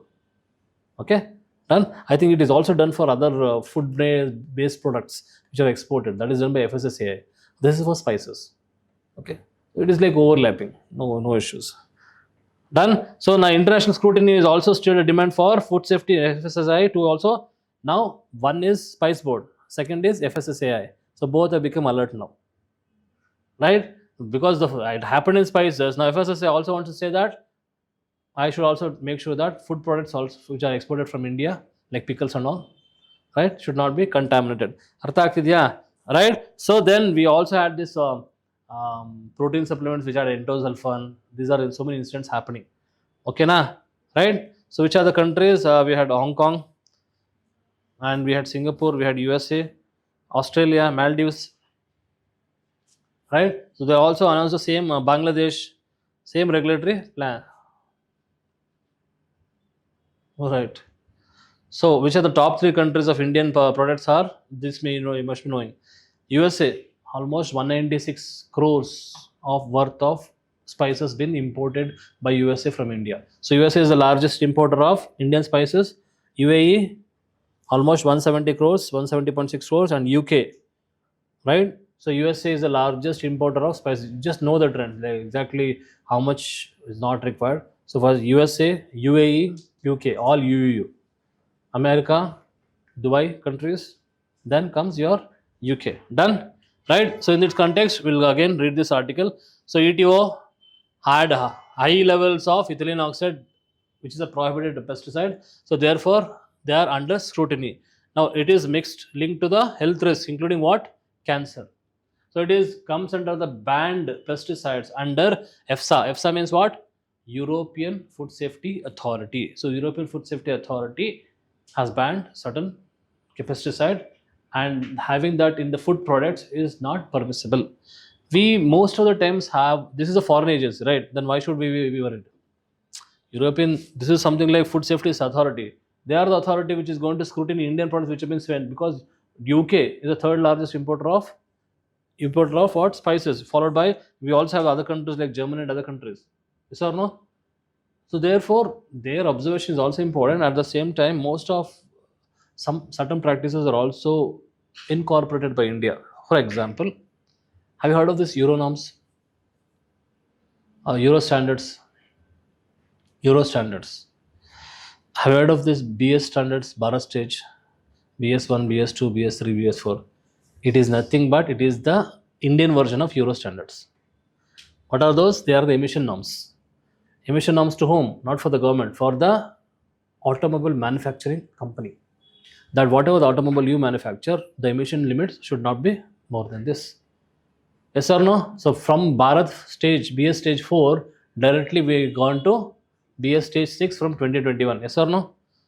That means it puts onus on the companies. And 15 years vehicles alla idu madbiಟ್ಟಲ್ಲ, diesel produce. Yes or no? Now this is taken from Euro norms or Euro standards. That is what is important, that there are certain standards are there, agencies are there, and we also follow the same norm while ensuring quality in our country. Done, right? Now what are the concerns? Because look at the trade, how much? $700 million trade. So what is the trade potential of India? Spices, not billion, million. Spices alva ಜಾಸ್ತಿ ಇರಲ್ಲ. $700 million industry will be affected. Yes or no? So therefore the FSSAI and Spice Authority of India are taking necessary actions. So masala makers also could suffer. Why? Because 2 companies have done that. There are so many other companies, MTR is also there, right? Then we have this Maharashtra, I can't know, you girls must be knowing. I don't know because I don't go to kitchen. ಯಾವ company ಯಾವುದಿದೆ ಅಂತ. ಯಾವುದಿದೆ ರೀ ಮಸಾಲೆ items? MTR, okay, I done. Everest Simdish will not talk about. Archie's. Oh, Archie is there. Swastik is there. Right? Good. See? Right? So even the other smaller masala makers are going to be affected. So first is why this sort of scrutiny or the what should I say? The corrective measures are important. Corrective measures is taken by whom? Spice Authority of India and also by the FSSAI to check the product. Why this corrective measure? Because this is what the potential is. You talk about this is how much is the potential is. And second, it is going to affect the small and other businesses. Third, large number of people are dependent on this for their livelihood. You cannot ban completely tobacco because large number of BD manufacturers or the people who are taking BDs are dependent on that. You should provide alternative livelihood, then you ban. Yes or no? Right? And if you want to, like, if you become a DC, like, I think, anyone from Ballari district? Have you heard of DC Nagar there? Because I was there in Ballari, I did my police training. I've heard of that DC Nagar. The DC Nagar is actually named after the DC of the district, and Ballari was the capital of, it is actually called as the prostitution capital of Karnataka. That much of prostitution is happening. Legally, they have to be arrested and sent as per the Article 3. So many other provisions are there. But being a generous DC, I think she made provisions for their livelihood, provided them with house, constructed home. That is why the name DC Nagar. And provided them with alternate livelihood because they did not have any other means of livelihood because they also had kids. When you are making decisions, don't go directly. Yakappa, abhyasana, focus irallama. Focus, develop focus. ಏನಾಗುತ್ತೆ ಅಂದರೆ 100% energy, 50% ಹೊಟ್ಟೋಯ್ತು, 50% productivity ಅಷ್ಟೇ. Focus on this. Once you become IPS, do that. ಅದು we can't help it, ಅದು ಬಂದ್ಬಿಟ್ಟಿರುತ್ತೆ ಪ್ರಾಕ್ಟೀಸ್ಗೆ. But UPSC preparation means something you unlearn, something you learn. Because this is our standards, we have to raise. Okay, piece of advice. Focus ಚೆನ್ನಾಗಿ ಬೆಳೆಯುತ್ತೆ ಅಂತ ಹೇಳ್ತೇನೆ, ಅದಕ್ಕೋಸ್ಕರ don't take it otherwise. Right? So next, farmers' income. Farmers are affected. Other businesses are affected. Our India's economy is going to be affected. And ultimately, China and EU follow the Hong Kong regulatory system. India's spice market is going to be completely destroyed. Yes or no? This could affect efforts worth billions to China and potentially to the EU also. Done? So therefore, we need to protect. What are the steps should be taken? We have discussed Spice Board. Yes or no? So corrective measures by the Spice Board. Corrective measures by FSSAI, right? Then guidelines issued by the exporters include voluntary. Exporters means who? Other exporters. You tested voluntarily whether you have ethylene oxide or not. So voluntary testing of ethylene oxide, yes or no? And separate storage for treated products. This is for the company, right? And hazard analysis. Concerned about the spice safety have spread domestically also. People are worried about now. Forget about other countries. Even the domestic also worried. And I think ಅದೊಂದು perception psychology ಕುತ್ಕೊಂಡ್ಬಿಡುತ್ತೆ. Suppose like once I saw a video where in Fruity and all they had something, and after which I stopped drinking anything like that. Fruity, Maaza, this sort of drinks, because they're not hygienically prepared. And once that comes to your mind, and people will stop usage. So that is also affecting domestically. And FSSAI directed the state regulators. Every state regulators or state safety authorities will be there to test the major spice brands for ETO presence and plans nationwide surveillance. Now, ಎಚ್ಚರಿಕೆ ಗಂಟೆ ಅಲ್ವಾ? So corrective actions involved by the Spice Board, corrective action by the FSSAI, corrective action by even the private people. Voluntarily. Now it is voluntarily. ಸ್ವಲ್ಪ ಜಾಸ್ತಿ ಆಯಿತು ಅಂದರೆ they'll make it mandatory. Yes or no? Useful na? Right? Why? Because food safety is also important, because large amount of cancers are because of the unit break bekala. Thank you so much, good people. So a large amount of cancers which are happening, people say that it's because of lifestyle disease. It's one of the lifestyle disease, and unfortunately today my cousin's wife expired very early morning today. She was only like probably 30. Cancer ಇತ್ತು ಅವ್ರಿಗೆ, and ಅವ್ರು expire ಆಯಿತು. ನಾನು ಹೋಗೋಕ್ಕಾಗಲಿಲ್ಲ because I have to attend this class. But after this, I'm going there. Funeral attend ಮಾಡಬೇಕು. But that is mainly because of this toxins which are there in the food products. Food products ಅಲ್ಲಿ have you heard of this bioaccumulation, biomagnification in environment? That entry of this foreign substance, harmful substance coming through the food chain, entering your body, accumulating and affecting vital organs like your kidney, like your liver, like your pancreas, or causing cancer, right? Therefore food safety now is very much important. Okay, and that is why there is also demand for this organic food and reduced usage of chemicals. Food has now become poison, so you have to be careful, especially if you're eating outside now. Now you people are staying in PG. In PG, I think hygiene food is good. You can have once in a while outside food, but don't make it a habit of eating it daily. Again, I have one more example of one person completely kidney failed because of he was eating outside food, most of it. That is what doctor said. That processed chicken is there, na?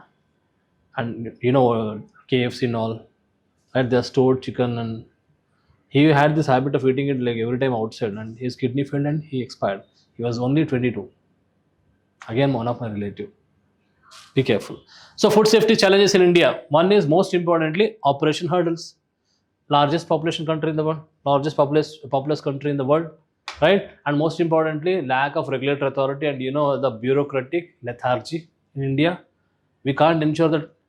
And you go to any bakery, use forceps or gloves or something like that. Hygiene is not something which is maintained in. And after watching how do they prepare in the bakery, stopped eating cakes. As when we were children, we did not know about that, but now we should have to be very much health conscious. Operational hurdle means India is having diverse food landscape, and we don't have a standardized method of even maintaining a record. Second, there are no visits by the food inspectors. There are no enforcement of quality. There are no enforcement of, like, there is no provision of checking the food products and what is the quantum of toxins involved in that. We don't have it. That is one of the problem. Okay, next, logistic barriers. As I said, inadequate food testing labs. Food testing labs are not there. See, I remember that when I was working in police department, we had this. Have you heard of this forensic science lab? One was there in Madiwala, and second is in Gulbarga, Naganelli Police Training Center. So we have to take many times a viscera sample and to go there. My one of the training also did in Gulbarga. Gulbarga reserve Ballari civil police ಮಾಡಿದ್ದ training. But I remember we used to carry the samples from here to there, because here it was full. In Madiwala it was full, and they were not taking the samples. So I have to take it from here to Gulbarga. Supply means, if at all we had sufficient FSL labs, we could have given it here only. What I'm trying to say is that there are so many path labs, but food testing labs, not there. Even if the food testing labs are there, is submitting the report, enforcement is not happening. Food testing labs ಇದೆಪ್ಪ ಎಲ್ಲ ಕಡೆ ಇರಲ್ಲ. ಒಂದೇ ಯಾವ district ಒಂದಿದ್ರೆ what is the use? It should be like there for every district. It should be there for every district, and most importantly, to be honest, every taluks. It should be there for every taluks. And India is like largely a agriculture-based country, okay, that. Right? So inadequate food testing labs, uneven distribution, insufficient staff, we don't have it, right? And lack of accountability, that is most important. No one cares. India, lack of accountability. You're going and suppose you're drinking water bottle, throw it like that only. Alva? Just simple. Why? Because you can spit anywhere. People talk high about Japan and all, but they have respect for their country. They feel that they're accountable for their action. We should develop that. We don't have that attitude, and it has come from our ancestry. It will take time for us to be that accountable, right? Accountability matters, and consequences for the violators. This is not the fear of persecution is not there. With maximum penalties are not actually done for the unscrupulous people who are actually mixing these chemicals and all. Should be taken action. If we are going to have a random check on most of the hotels, they have license will be sealed. Why? Because they are using this sort of, and forget about hotels to a certain extent they can adhere. What about this fast food stalls?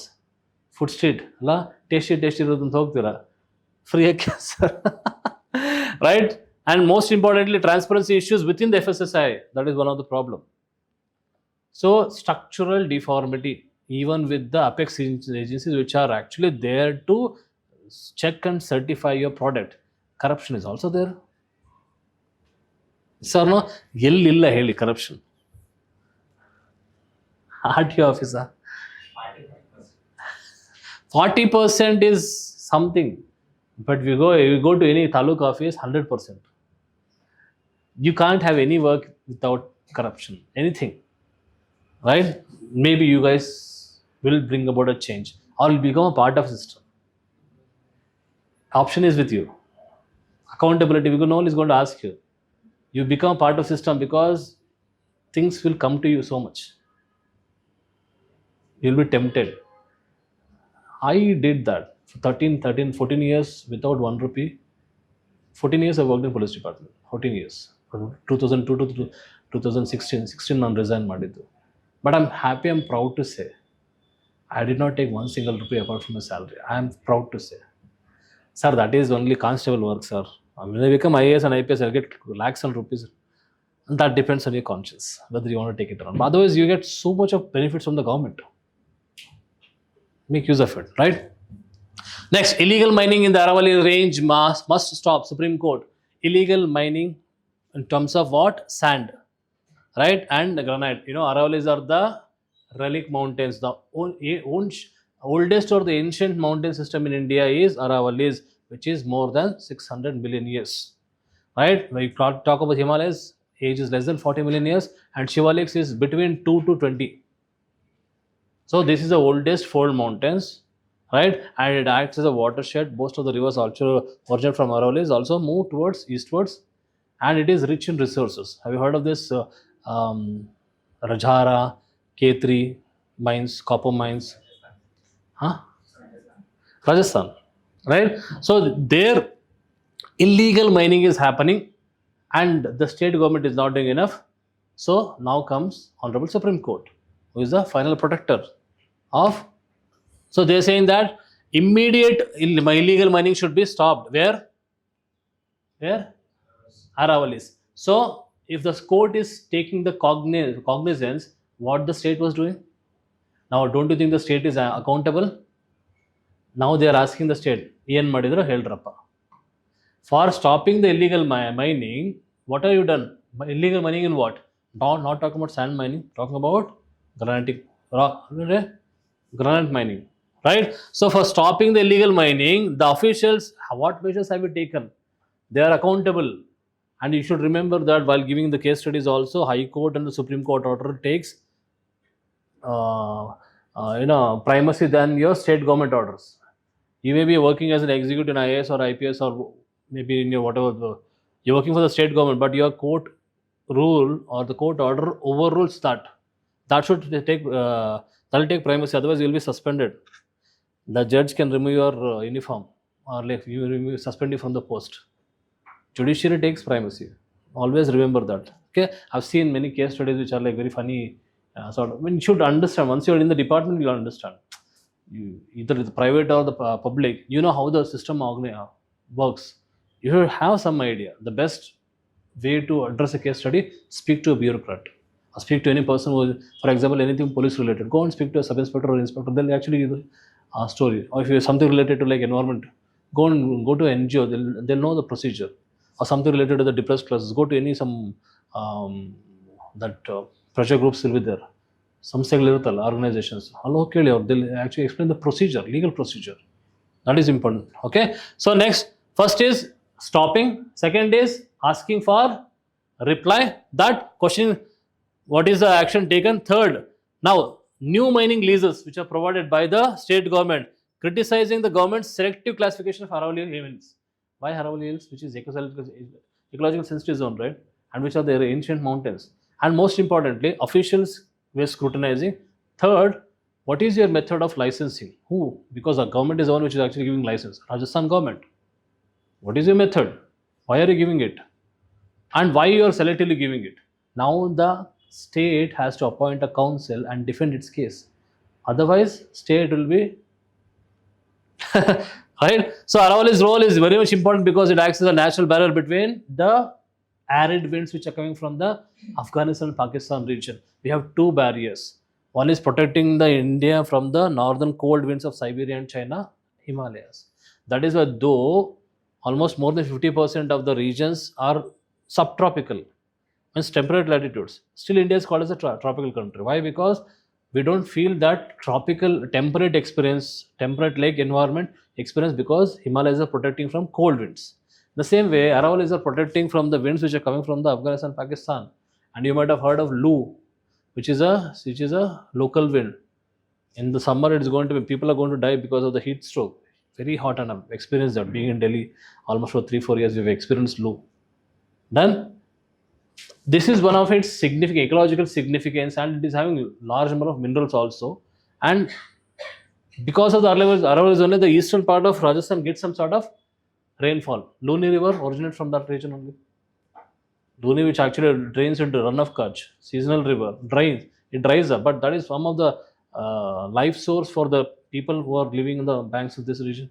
Yes or no? Right? Okay. So next, Aravalli is the national value. Okay, fine. The court reiterates that the need to safeguard Paleolithic sites in Aravalli possible of national heritage significance. So there are so many national heritage centers are there on Aravallis, right? Which are of ancient origin, and that needs to be protected along with the environment, and its ecological significance is most important. Done. So why is in the news? What is the seal? It's from Delhi to Gujarat. This question was asked. Which are the states sharing Aravallis? 4 states. Not 4 states. 3 states are on NCR. NCR is Delhi. People are actually. It starts from Majnu Ka Tilla. There's a place in Delhi, southern border of Delhi, that's called as Majnu Ka Tilla. So the Majnu Tilla means it's like a coat ಅಂತ ಹೇಳ್ತೀವಲ್ಲ. So Majnu Ka Tilla from there till Gujarat, right? Done. So it's Gujarat, Rajasthan, Haryana, and Delhi. So which are the states? Gujarat, Rajasthan, Haryana. People will not go for Haryana and Delhi because they would say that it's only there in Rajasthan. Maybe you can think about beyond Rajasthan, that is Gujarat, but you cannot think about Haryana or Delhi if you don't have understanding. So can you see this region? Aravalli Mountains, so which is the famous Jainism Buddhist center, Mount Abu. Mount Abu is one of the famous religious place. Huh? Dilwara temples. Good. Right? So how many kilometers? 670 kilometers from Delhi to Ahmedabad, right? So Delhi, Majnu Ka Tilla, highest peak is Guru Shikhar, right? And Sariska Tiger Reserve. So ecologically, as I said, Sariska, one of the important tiger reserves of Rajasthan, out of Ranthambore, Sariska. Okay, done. Shall we move on?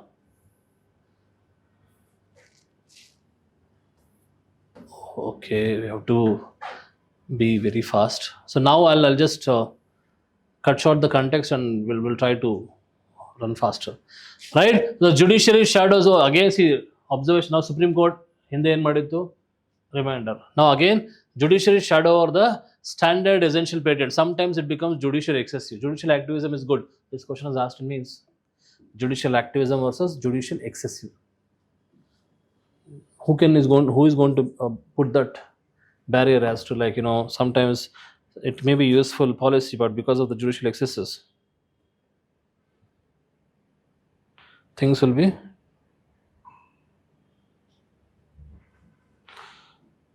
right.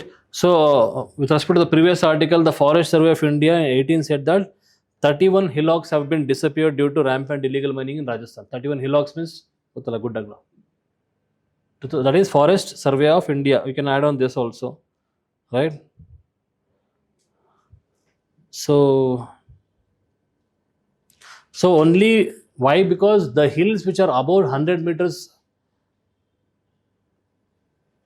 are the one where mining is banned, but which are less than 100 meters, like hillocks, small hillocks, they're not banned. So that is one of the definitional flaws of even Rajasthan also. Then we have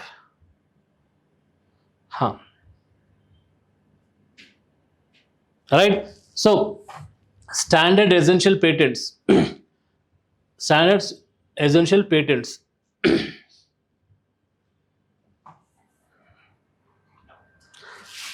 Right? So what is standard essential patents? Look at the term standard essential. First of all, they're patent. What is a patent? Correct. Copyright. I mean, you're giving a right to someone to copy your product.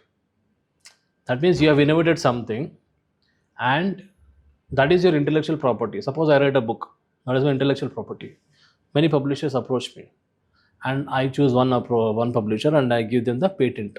That means they can publish this book under their publisher name, using my name definitely, of which I'll be given some monetary benefit and also some sort of a, what is that, 10%, 15%, you'll say. The word is there in my mouth. For every unit sold, they get some sort of kickbacks. What is that called as?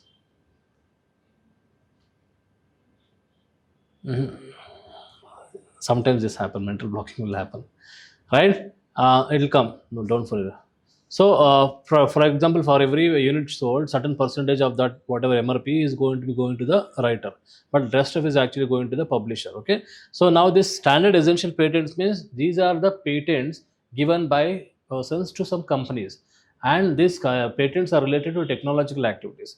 Okay, and they are most essential. Understood? Therefore, the name it is called as standard essential patents. What are those? They are the patents related to technology. First point is what? What are those standard essential patents? They are the patents related to what? Technology. Yes or no?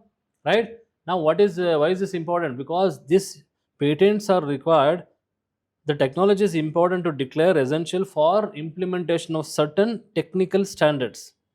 Technical standard adopted by what? Standard developing organizations. There are certain see, every organization is going to determine this is going to be a standard. For example, the standard in spices should be like this. You should not have this. So someone is going to determine that. Yes or no? Right? Now we can utilize artificial intelligence. Yes, sir.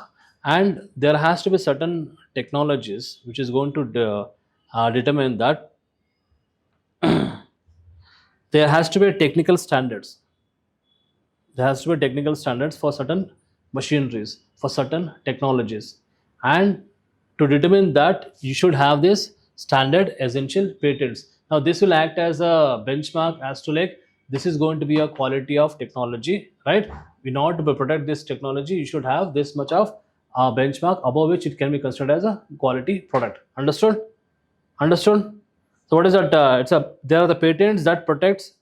So patents means once suppose your technology, okay, you have invented a technology, and your technology no one can duplicate that because you have given the right of patent to someone. Yes or no? And that is the responsibility of the patent. They should also not sublet it to someone else. They can do that, right? To other companies. They're not even supposed to do that. And when it comes to essential technologies, you have to what? Safeguard. Understood? Done? Right? So they are adopted as the industry standard. So they are adopted as what? Industry standards crucial for interoperability among the cellular phones. So that means cell manufacturing companies are having this sort of technology, right? For example, iPhone, Apple, they have their standard essential patent, and China might even try to copy the iPhone. They have their own version. I don't know what iPhone or like Apple pineapple and madadaro gottilla, but they'll exactly do the same thing, which look exactly, but I don't know what mega. That means these sort of aping in the same order, okay? You will have that patenting. Understood?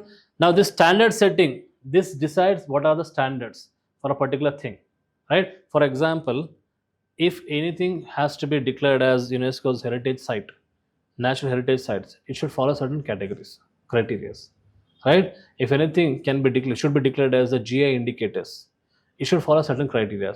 If anything has to be called as the standard essential patent, that should have a specific technology, and that acts as a hallmark for determining what is your technological standards.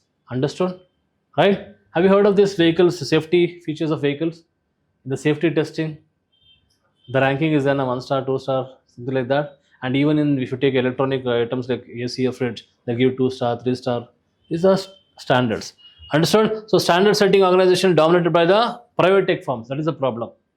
So this standard setting done by the private sector, largely controlled by standard setting process. Government, this public sector is not much involved. Understood? Right? But what will happen if it is in the hand of the private section? As I said, prone to corruption. It can be manipulated. The rating can be altered. That is what the Supreme Court is observed. It says that SCP owners can exploit this position by demanding. So they'll say then obviously this is some royalties. Royalties is what something I was supposed to say. Means suppose I read a book and it is I am the author like Lakshmikant is the author, whichever the Tata McGraw or Arihant, TMH, right? So TMH how much soever manifest it. Kutholla. Right.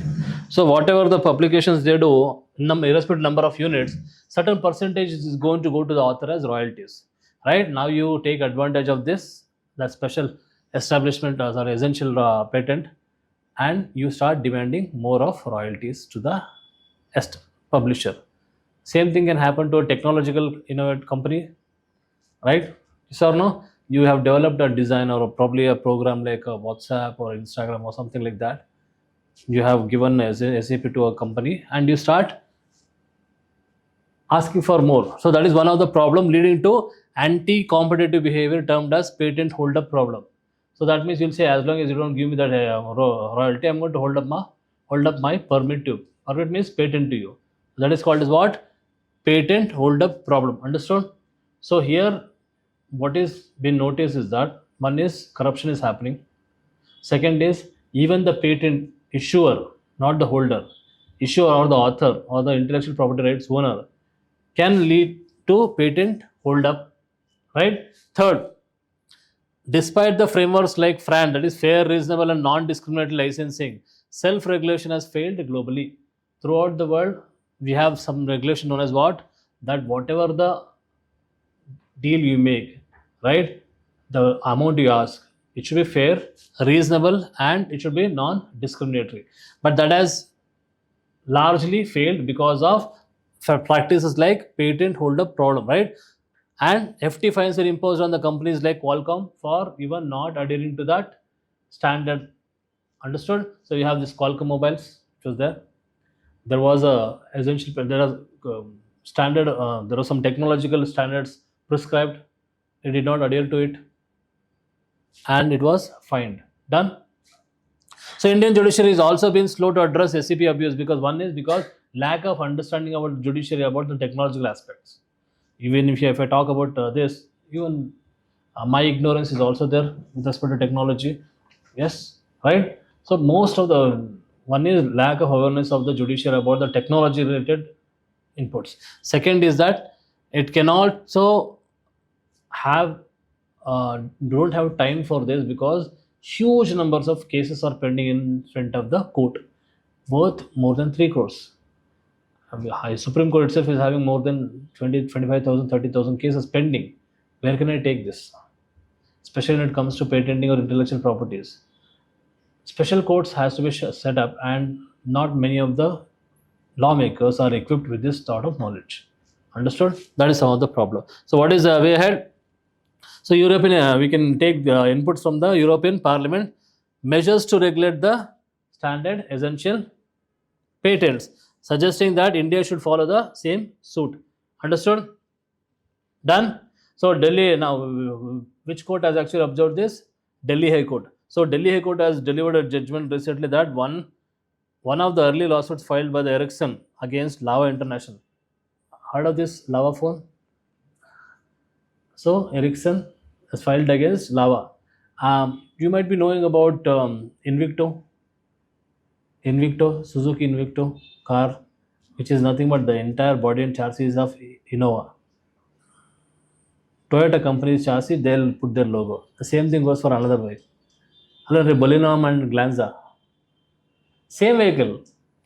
But okay, they have an understanding. They have an understanding. That is fine. But here, it's not happening. Right? So moving on to the next one. Issue, tipping point, high GST collections. So we have a good news that the starting month of a financial year, April, have witnessed increase in the goods and services taxes. How much? Surpassing 2 lakh crores for the first time, driven by year-end tax filings. Before March 31st, you are supposed to file. Therefore, obviously, the first quarter is going to be always good. What is GST? Any idea? Very good. It's a indirect taxes on what? Goods and services. Very good. It's an indirect taxes. What is the difference between direct taxes and indirect tax? Very good. Indirectly means we are purchasing something else, but we are not directly we are consuming it. It is I'll try to correct that. But first, I'll go. Direct taxes are something which is actually imposed directly on the final consumer. For example, you're taking salary, TDS, directly on you. Income tax, wealth tax, corporate tax, all are direct taxes. Indirect taxes means I purchase a toothpaste. The company has paid, because when the company is supposed to pay the tax, but it is transferring the tax indirectly on the consumers. So ultimately, when I'm purchasing the toothpaste, I'm taking that inclusive of all taxes. That is not imposed on the manufacturer, it is imposed directly on the consumers. So that means indirectly, consumer is nowhere involved in the manufacturing of this thing, but he or she has been taxed. That is called as indirect tax. Understood? And goods and services tax involves not the final immediate goods. It's like intermediate goods. Okay, na? Right? So how much? Advantage is 2 lakh crore for the first time. Significance. Oh, okay, GST collection is significant achievement. Now we need to know why there has been an increase in the this much of income.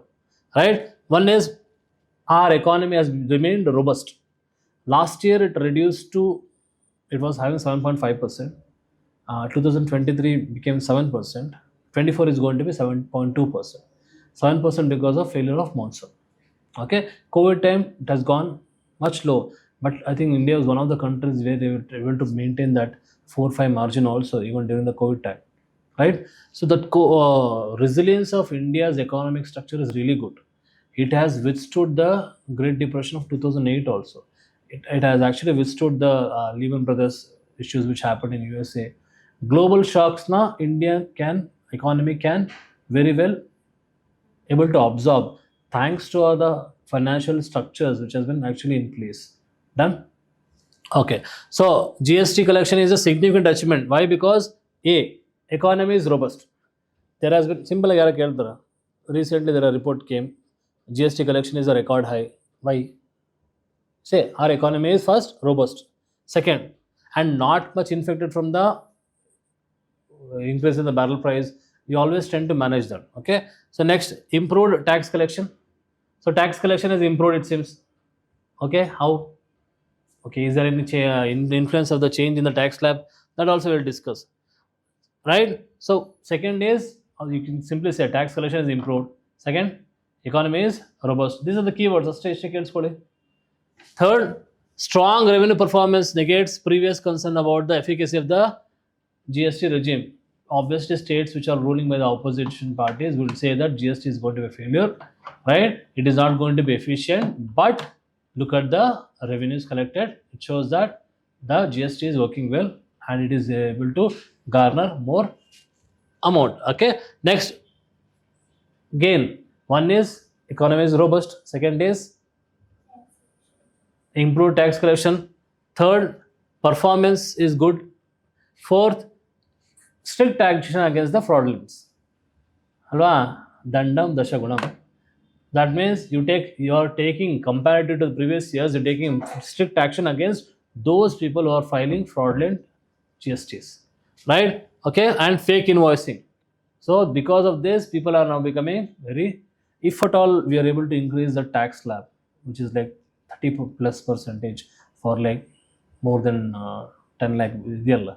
If you can remove that, you won't believe that there won't be any blank money. And I don't want them to remove it completely, but we can make it 15%.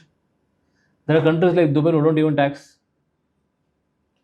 everything. See, the tax is so less, 2%, 3%, and that is why everyone is going to declare their assets, because For me, like if I'm earning 1,000 crores, 30 crores is nothing for me. But 300 crores will definitely, 330 crores is going to give me a huge impact. Therefore, I try to find some loopholes. Done. They should rethink about that strategy. Okay, stringent measures against the fraudulent activities, and GST revenues surpassed last year's target, reducing the required revenue growth from meeting. So interim budget goals to less than 10%. Okay, so that means we have a target last year, that is how this much of revenue is required for meeting the 2024-25 interim budget. So now that targets, whatever we conceived, that has been reduced by 10% because we have surplus. Okay, na? So we had, like, for example, this percentage, maybe 370 crores by this year. Because of the increased improvement, now the 370 crores target has been reduced to 330 crores, something like that. Done? Conclusion. Future priorities, what should we be focusing upon? On, first of all, GST base. As I said, slabs. We have what? How many slabs are there? GST slabs, 5%.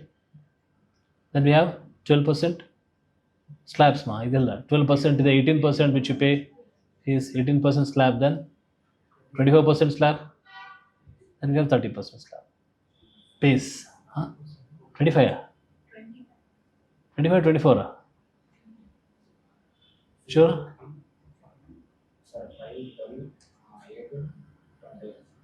20? 28%. 25 alla. 28 they increased, right? It was actually 28%. Maybe they need to work upon this thing. Probably if you can make it in between less than 20%, better. 20% is, I think that 28% is for sin goods. Sin goods are like cigarettes, alcohols.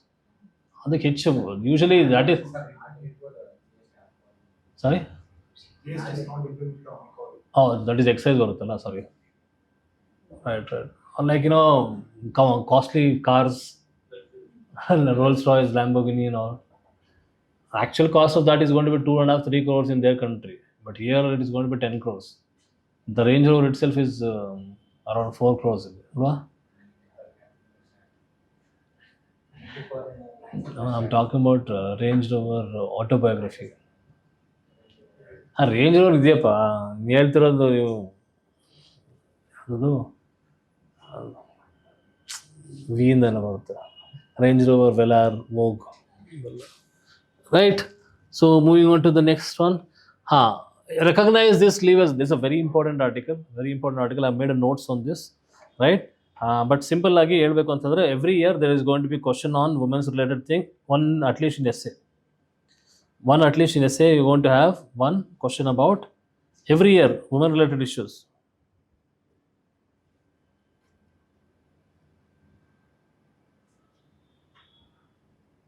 Right?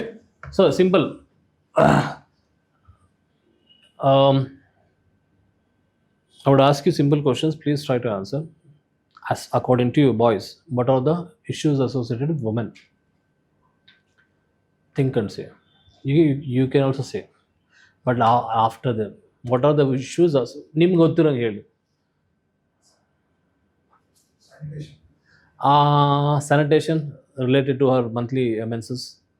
Hey, minor, major matter. We'll talk about major. It comes under health. Health issues, one of the thing is monthly menses and sanitation. And earlier it was like not, even the sanitary pads was also not there. Toilets was not there. Thanks to Swachh Bharat Abhiyan, they have this sanitary toilets have been also constructed. We can talk about many things, starting with the nutrition. Yes or no? Like if you know that in the rural areas, women are actually relegated to the substandard, even in the urban areas also. Mostly the Indian society is patriarchal in nature. First ಗಂಡಸರು ತಿನ್ಬೇಕು, ಆಮೇಲೆ ಹೆಂಗಸರು ತಿನ್ಬೇಕಾಗುತ್ತೆ, and ಅದ್ರಲ್ಲಿ ಏನು ಮಿಕ್ಕಿರುತ್ತೆ. And rural areas they don't get sufficient nutrition. ಓಕೆನಾ? There is no social security, there is no economic security, there is no new nutrition security is also not there. And if a girl child is born, then he don't even have the right to education also. Despite of so many actions we are taking, the initiations of the government of India and the respective state governments, ಅದರಿಂದ ಸ್ವಲ್ಪ women participation ಇದೆ. But ultimately a woman becoming a double graduate or whatever her career is, end up being a housewife. Yes or no? But some of the problem is like related to health. ಹೌದಾ? So health related issues ಹೇಳಿ ವುಮೆನ್ಗೆ. Almost 50% of women in India are anaemic. Therefore anaemic ಅಂದ್ರೇನು? Lack of iron content in the blood. So therefore, what is the supplements? IFA, iron and folic acid supplement is given from the Anganwadi days. Adolescent girls irtaralla, high school girls avagindane kodta irತಾರೆ free of cost, right? And sufficient food is also given. Midday meal scheme kodtara, right? And we have this Matrutva Sahyog Yojana, Janani Shishu Suraksha Yojana. Nutritious food is given even for the pregnant and lactating mothers, even from the adolescent girls, to provide sufficient nutrition to them, because healthy woman means healthy mother. Healthy mother means healthy child. Contribution to economy. And healthy woman is also important. Why? Because their contribution in terms of taking care of family, it's a part of care economy. If you know care economy, now another monetary value kotre, it is going to be in billions of dollars. It's not unpaid alwa. Manali nim tayanದ್ರು ಏನು ಕೆಲಸ ಮಾಡ್ತಾರೆ, that is unpaid. But her time, especially during COVID time, it become double, triple. ಅವ್ರಿಗೆ restless job ಅದು, right? And one of the issues now we are talking about is that women undergo this menopause every month. Alva? We call it as menopause? Menses. Huh? Starting period, menopause, they are just Oh, you have actually studied then. You have gone through the newspaper and come. Correct? If I'm not wrong. Or you know it. A starting is called as actually menarche ಅಂತ ಬರುತ್ತೆ. Menarche. Then menopause is in between, and the pain is called as. Okay, fine. You know that monthly women are actually having periods, right? And during this time, what happened? No agency, government or private, they provide them with leave. It is different for different women, I think, but most of the women experience excruciating pain, especially the first 2 days. Yes or no? It is usually for 3 to 5 days, right? So this is something which there is a taboo in the society, and no one talks about that. Even the women also did not actually ask for this sort of that even when they are experiencing this phase, they might need rest, and they have to cope up with the. So this article is all about being gender sensitive. ಅರ್ಥ ಆಗ್ತಿದೆಯಾ? So gender sensitive means you take certain actions which are specifically aimed at a particular gender, understanding their physical or like health related problem and accommodating that. So we have so many, this article, this is an editorial and it is beautifully written, and it gives a complete insight as to how many times the legislators have tried to come up with a bill, trying to make an act so that we can make this menstrual leave compulsory. Menstrual leave compulsory, and it should be paid. Okay, it should be a paid leave. And we also have this maternity leave. 6 months maternity leave is there, which is paid to be paid. So paid maternity leave we have. Paternity leave is not there. Paternity leave will also have to be included, because for at least 15 days. Yes or no? That should be there for fathers as well. But this menstrual leave is something many MPs have actually sought to introduce in the parliament as a private member's bill, right? Now why it is receiving so much of importance means there are so many social and health related issues even involved in this, and some of the political parties have actually made it as a political manifesto, a party manifesto, that once we are going to come into power, we are going to give up compulsory leave for them, paid leave for the women. So what is the impact of this? One is you're trying to be, the society is actually progressing, trying to make you as a most gender sensitive government.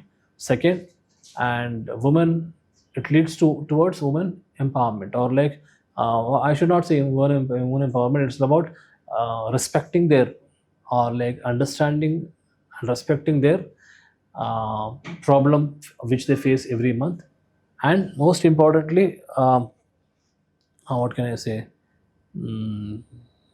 as a developed or a country who are actually thinking of aiming to provide gender equality as one of your sustainable development goal, right? So gender equality doesn't mean equality means all are equal, something like it's equality among unequals.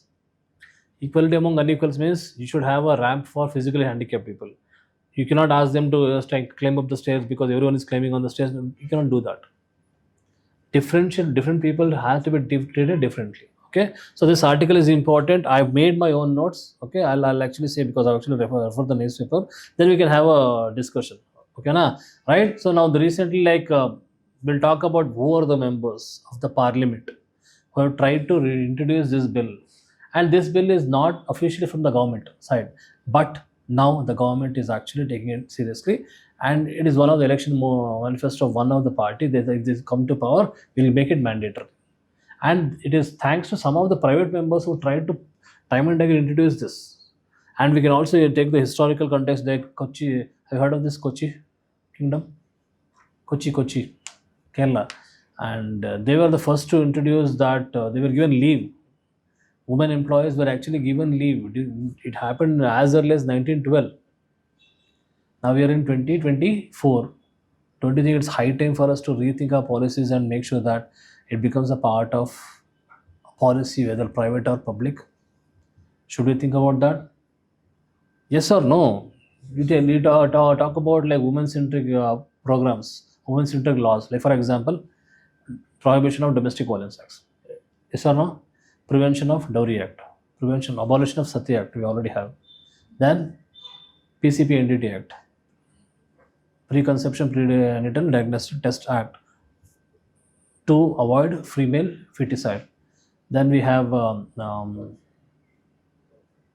correct. POXO. POXO, that comes children, particularly women. Okay. Children, POXO comes for every children, prevention of from sexual harassment. And we have this prevention of sexual harassment of women at workplace. These are some specific legislation, and we also have an in-house committee to look into this. And we have, like in SHRC and NHRC, anyone anonymous complaint against any harassment can be duly taken seriously. Now it is high time for to also consider this. Okay, na? This chronologically just if you want you can take, otherwise you can listen. Let's read the newspaper. Okay, it is not there.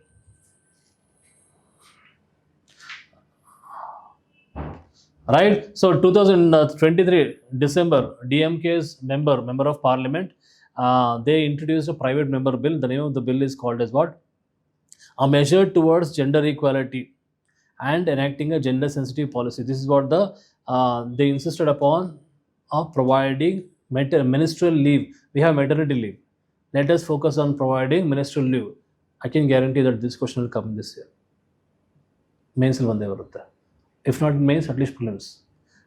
These are the potential or probable questions, right? Okay, but they were going to ask questions in a different way.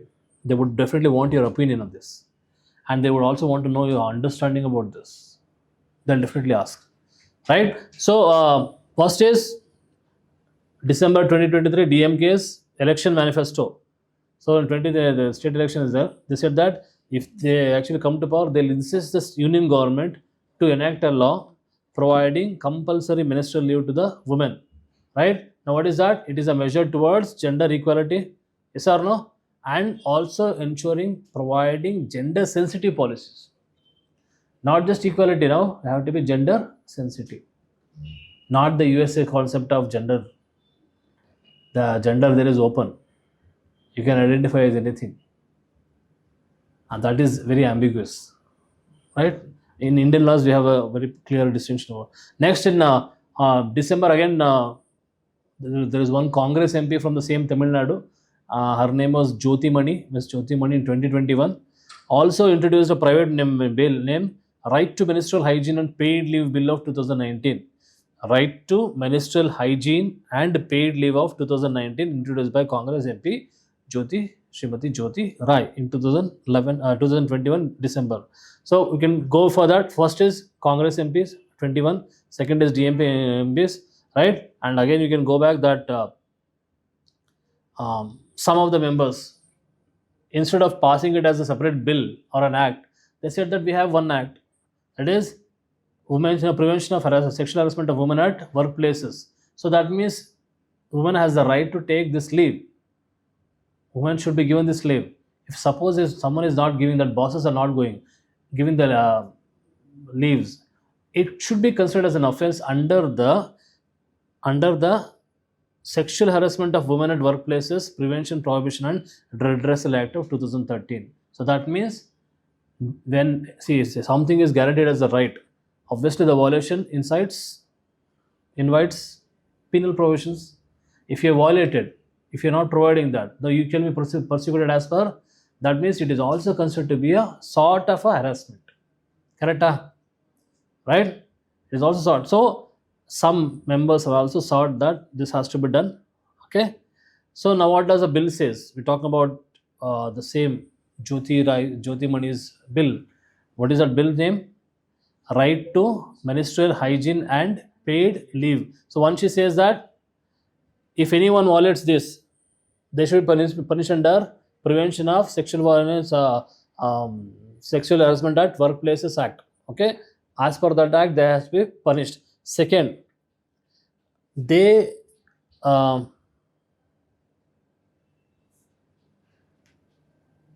right.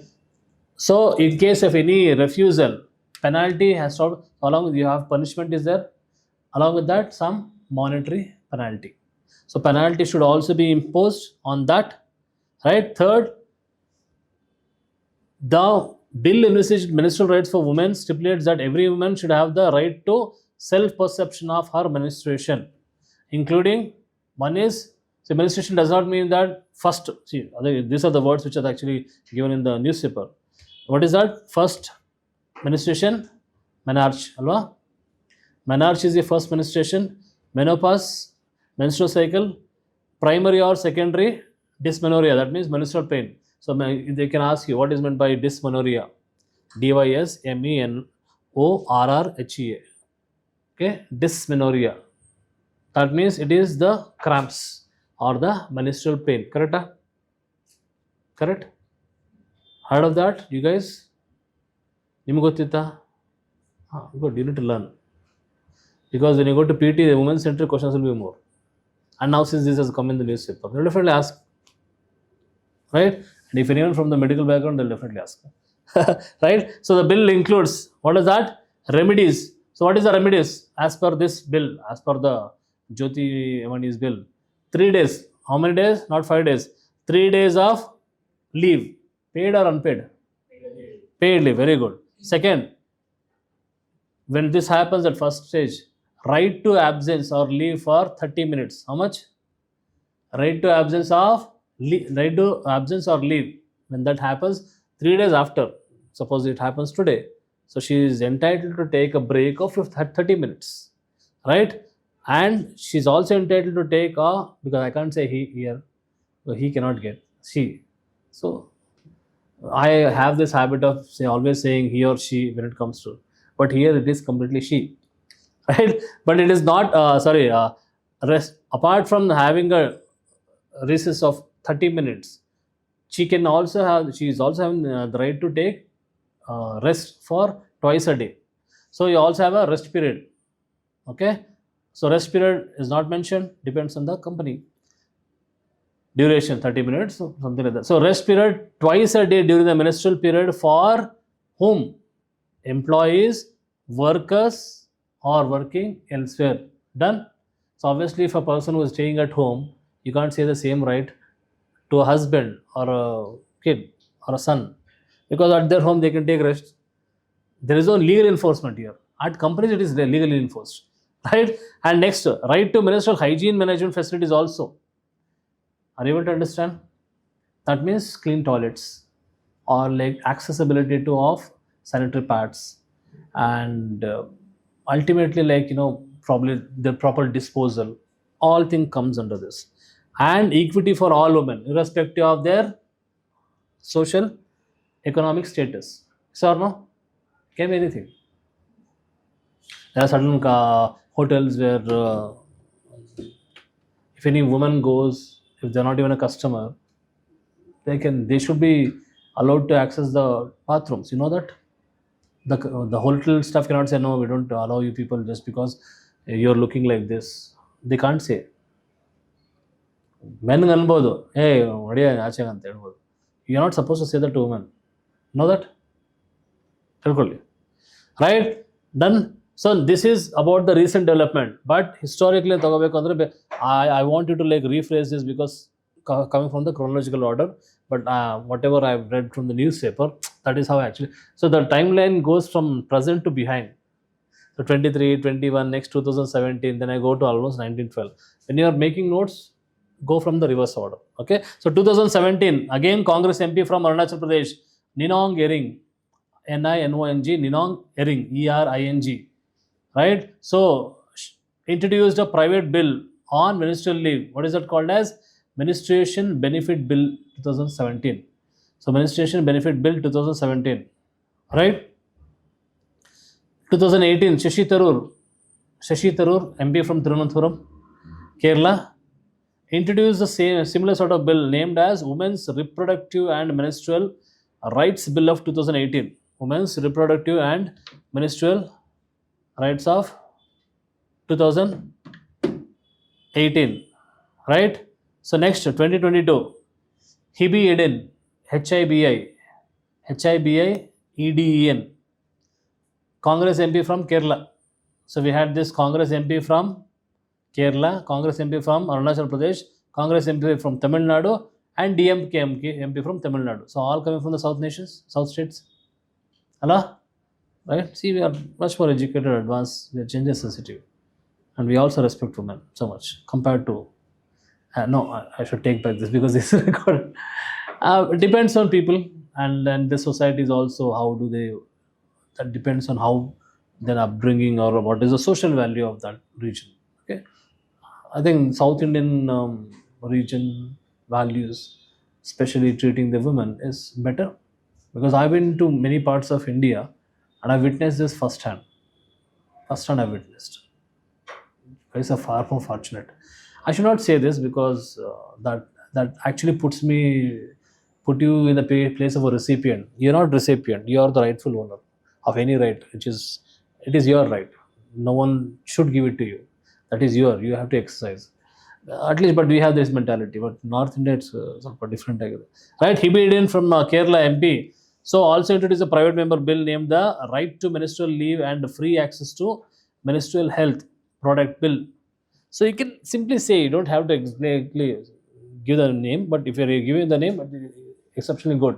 So right to menstrual leave, simple, right to MH, or you have to develop writing short forms.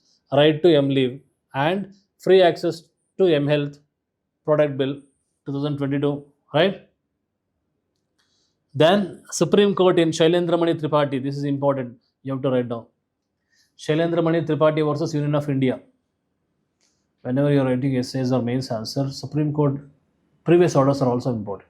So Shailendra Mani versus Tripathi versus Union of India refused a PIL to give direction to on this site of. So this is one of the problem. What happens? People have filed a public interest litigation citing that menstrual leave had to be made compulsory. And no one is taking care of it, either the public or the private. Please, Honorable Supreme Court, you intervene.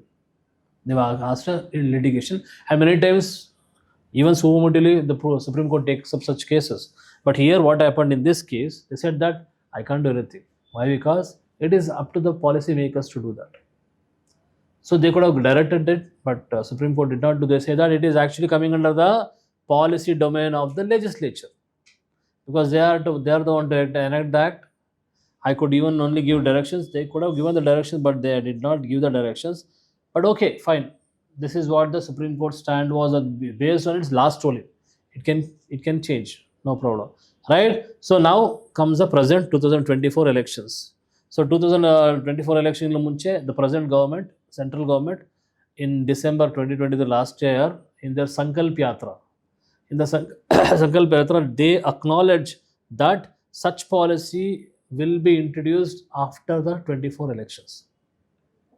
So now it becomes a part of your in this article it is said that it is not actually given in the political manifesto. It has been, they may not have actually said on paper, but they orally have mentioned. But I think it is one of the part of their election manifesto, which never was there earlier. So 2024 MP elections, thanks to that, now the political parties have committed towards providing such, what are we talking about? Leave. Yes or no? So the leave for the working women. Done? Okay, now, right? So then this is the ruling government. Opposition government is also there, na? So the ruling government, Sankalp Yatra. Opposition governments, presently Nyaya Yatra. So in Nyaya Yatra, the opposition government says that they also reiterated that menstrual leave should be guaranteed to the women as a part of their health, right? And they said that they promised that all employees should be mandatorily given paid leave for their employers should give paid leave for their employees. So it is the part of election manifesto of the this year's election, right? So we can also start with the contribution given by the, and last point, make it a note. Kerala Sahitya Parishad book. Kerala Sahitya Parishad book published Kerala Sahitya Academy or the Parishad, Kerala Sahitya Academy or Parishad published a book named Kerala in 19th century. Kerala in 19th century. So what was the state of affairs of Kerala during 19th century? In that book, published a book called as Kerala in 19th century. Mentioned that Kerala, Kochi was the first state. Cochin was the first state to recognize the need for period leave, inverted commas according, period leave. The need for period leave for whom? Students, and allowed during the examination 1912. See, during exams also for the girl students, this period leave was given, and they were allowed to write exams on the some other day because giving the rest time for them. Done? Okay, na? So Matinen Bakide, Shailendra. We discussed about Shailendra Mani Tripathi, December 23, Sankalp Yatra and Nyaya Yatra, right? Okay, na? So now, what is the positive takeaways? Positive takeaways means what can we learn most importantly from this article or the editorial which is given in newspaper. By the end of any editorial, always try to make a note of it. Positive takeaways means what are the positives, pros, what are the cons. That will be very good, very well actually given. Sometimes you need to infer, sometimes you need to actually come up with a understanding as what is the total gist of the article and what is it inferring. Is it positive? Is it in positive tone or negative tone? Right? So in the positive takeaway for India, if you are going to provide this menstrual leave, one is you'll be able to achieve that gender sensitive policy, yes or no? And second, it has been an older practice in India. It is well there since 1912. So it is really olden, and if you talk about even the Vedic period time, early Vedic period, men and women are equal, and women had distinctive recognition and respect at the point of time. And there are so many other kingdoms also which are like matrilineal. Shatavahanas, they were named after the name. If you go to Sindhis, you know who are Sindhis? Have you heard of this Tolani, Lalitani, Himani? These are the names, surnames kept by the Sindhis named after their mother. Suppose my mother's name is Lakshmi, Lakshmiani, or Radhani, something like that. Darshan, something like that. Done? So we still have certain societies, but still as a policy we can do it. Okay, na? So first is, it is already given in the ancient period of time. Examples, Kerala Sahitya Academy. Second, Kerala government has already made it compulsory. There are certain states which already implemented this. Which are those? Kerala. So Kerala already implemented use of what? Menstrual hygiene products. So the Kerala school is providing hygiene products for girls, right, for maintaining menstrual hygiene, and it is given for the students, okay, along with this iron and folic acid supplements. Next, menstrual and maternity leave for all students above 18 years. Menstrual leave is given for the students, but don't go with the maternity for all the students. Oh yeah, marriage is above 18, right? For them. Technically means the woman should become mother at 19, not 18. Because by 18 she can get married. Doesn't mean that she can deliver it the moment she enters 18. That is also punishable. By 18 you can get married. By 19 you can become mother. Right? That you should know. And if a statement comes in prelims, Indian law system is such that the woman can get mother after 18 years of age. Technically that will be wrong. Given the option is 19. Otherwise it's okay. Right? So 1992 Bihar government. So what is the maternity leave to all the students above age of 18 years? So in Bihar 1992 employees were given 2 days what leave? Menstrual leave. Don't confuse with maternal leave. So next, other countries which have completely removed the prejudice and stereotypes about the menstrual administration legislation. Okay, first is 1947 Japan. So who introduced the menstrual leave in Asia first? Japan. Okay, na 1948 South Korea and Indonesia. Indonesia introduced this. India have not introduced. So sad. It is, and this happened like almost how many years ago? How many years ago?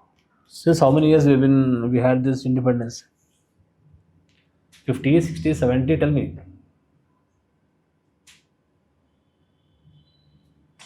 ಅಯ್ಯೋ ಭಗವಂತ calculate ಮಾಡೋಕ್ಕಾಗಲ್ವಾ? C 50 + 24 74 + 3 you see 78 years since independence. We don't have it. Shame. Right? So next 1948 Indonesia and South Korea. Next Taiwan and Vietnam also provide paid leave for women. Taiwan, look at that. Vietnam, which was as well communist country. They are providing what? Paid leave already. Okay. Next. So though improvements are made, but in comparison, the world, Western world is still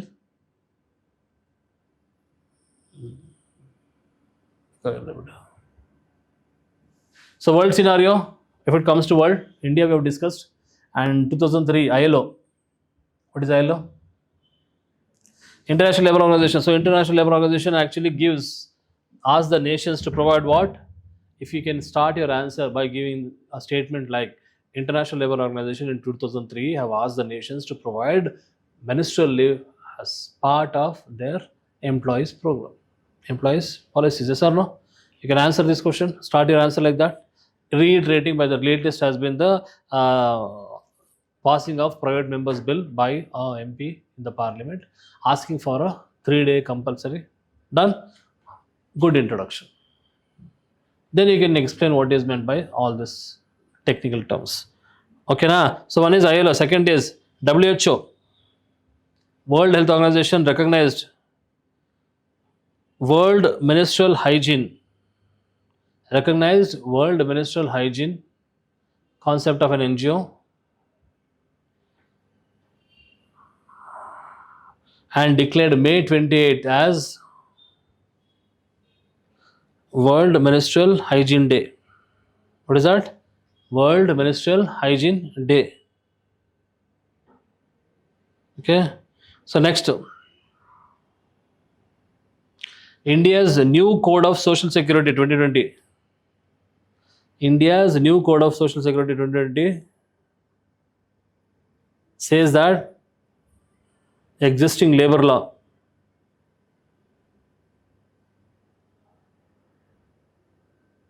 has to be notified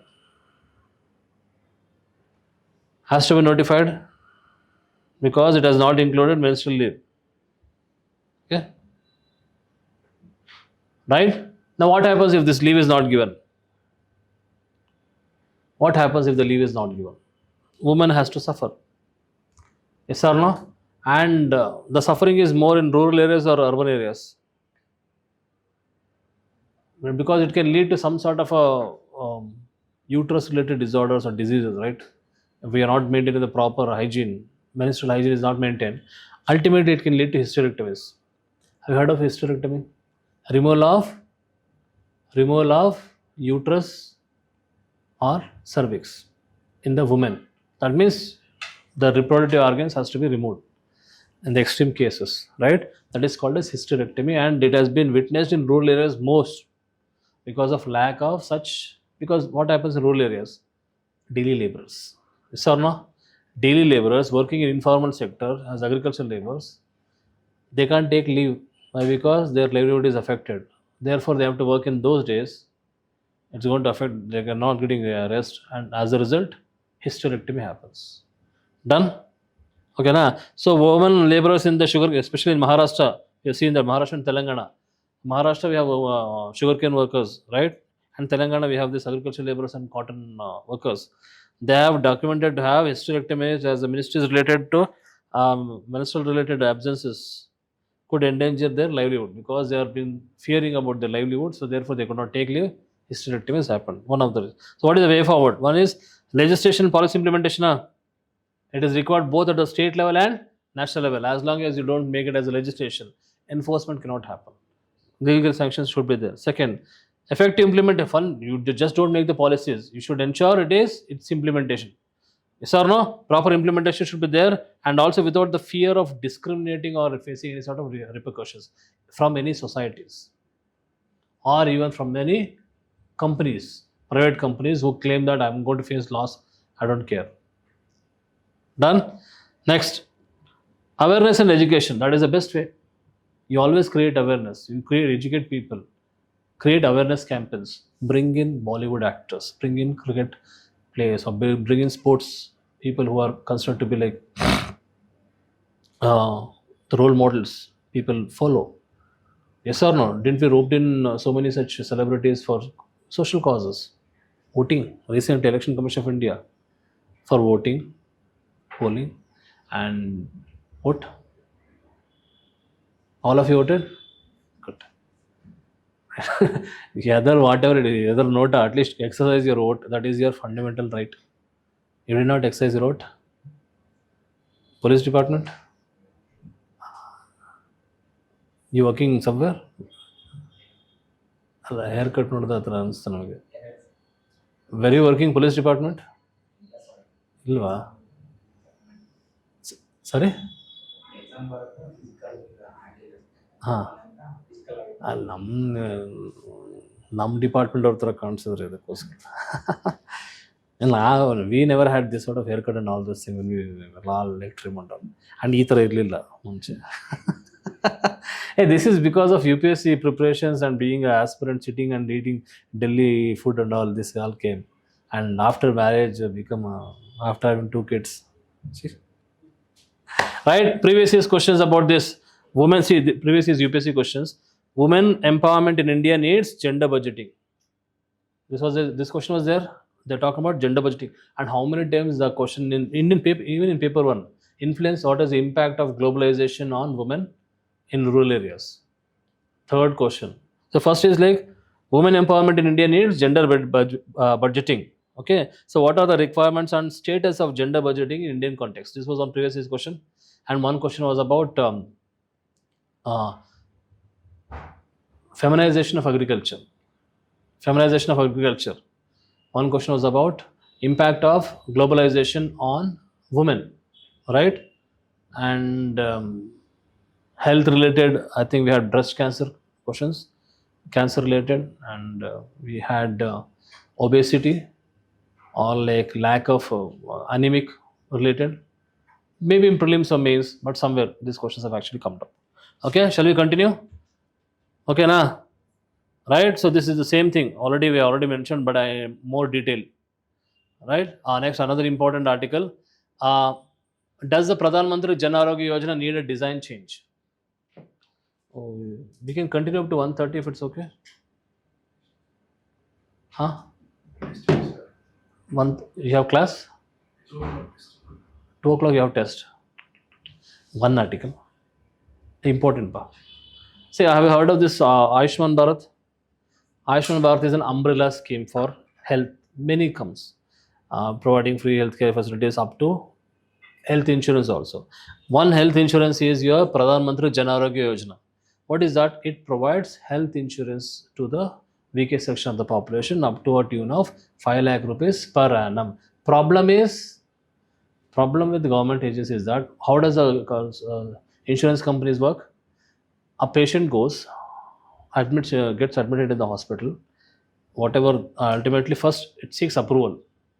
When you are giving admitted, they say that do you have insurance, the health insurance, do you have like pay cashes? Otherwise, you have to pay some cashes and get admitted. And during discharge also, you'll get final bill. Then you have to clear out the bill. But in insurance also, first you have to take the approval. The company has to accept your, like for example, mic, even the vehicle also. Same thing happens, right? They'll send a request. It gets approved. Then whatever the bill is there, the bill has to be reimbursed to the hospital. It can be online transaction or it can be check transaction.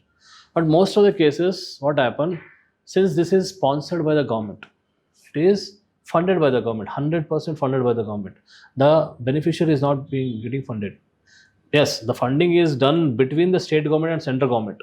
The contribution like 60 is to 40 for the rest of the states, 90 is to 10 like Himalayan states, and 100% in UTs because it is central government, right?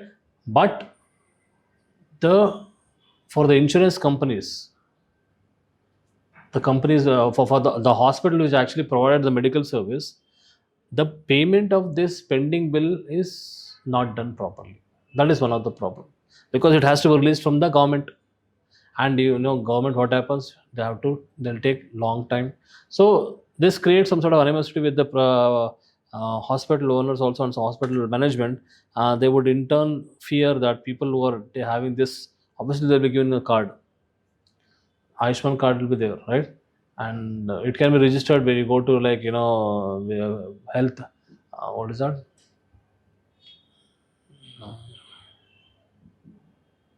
We have this health mitras, Ayushman mitras, and something like that, right? We go to that center, online, register using your Aadhaar card, then you get a card, then you can avail these facilities. But there may be a chances of the hospitals refusing services to this. Why? Because there is so much of delay. So if we talk about critical analysis of Ayushman Bharat or particularly the Pradhan Mantri Jan Arogya Yojana, untimely payment. Understood? So untimely payment is done one. Second is like lack of awareness of people to get benefit about this, and so many other operational problems. So let us discuss, right? So what is it called as? It is called as Ayushman Bharat. Total name is, it is an umbrella term. Ayushman Bharat is an umbrella health scheme for in all the citizens of India. And one of that, under that one is Pradhan Mantri Jana Arogya Yojana. What is Jana Arogya Yojana? It's an insurance scheme. What is insurance? Health insurance, not medical insurance, okay? And this is the world's largest health insurance scheme in the world's largest health insurance. Look at the population of India, largest, right? And government is providing free. Good, right? You should belong to BPL, obviously, right? So when was it launched? 2018. The launch date 2018. So what is the beneficiary benefits? Sum insured is 5 lakh rupees per family. Yes or no? Sum insured is 5 lakh per household, not per person. So household can be family of 2, family of 10. So up to 1 year, that is what Star Health Insurance and other also provide, minimum 5 lakh rupees. So for one family, up to 5 lakh per year health benefits, right? And it's like a metro card. Once you have that card, if someone else from the family has taken and what is pending this year. Once it is pending is lost, you can only take it next year. That sort of details will be there, right? So sum insured is 5 lakh rupees per family, per household, for which care? Secondary and tertiary care. Secondary and tertiary, not the primary care. Primary care, you don't need health insurance. That's like OPD. This is like inpatient, right? So covers health benefit packages. Like what are those packages? Surgery. You need to remember surgery, medical and daycare treatments. Yes or no? Post surgery, medical and daycare treatment means inpatient. Understood? And also include medicines when you are inpatient. Most of the time, what happens? Medicines are actually separate, but sometimes it is even in this medicines are also included, and also diagnostics. Like what are diagnostics? Blood tests, X-rays, all these things, lab test. Okay, now so who are the beneficiaries? Those identified as the who are the beneficiaries? This question will be asked. Those identified as the social and economically weak as per the socio-economic caste census.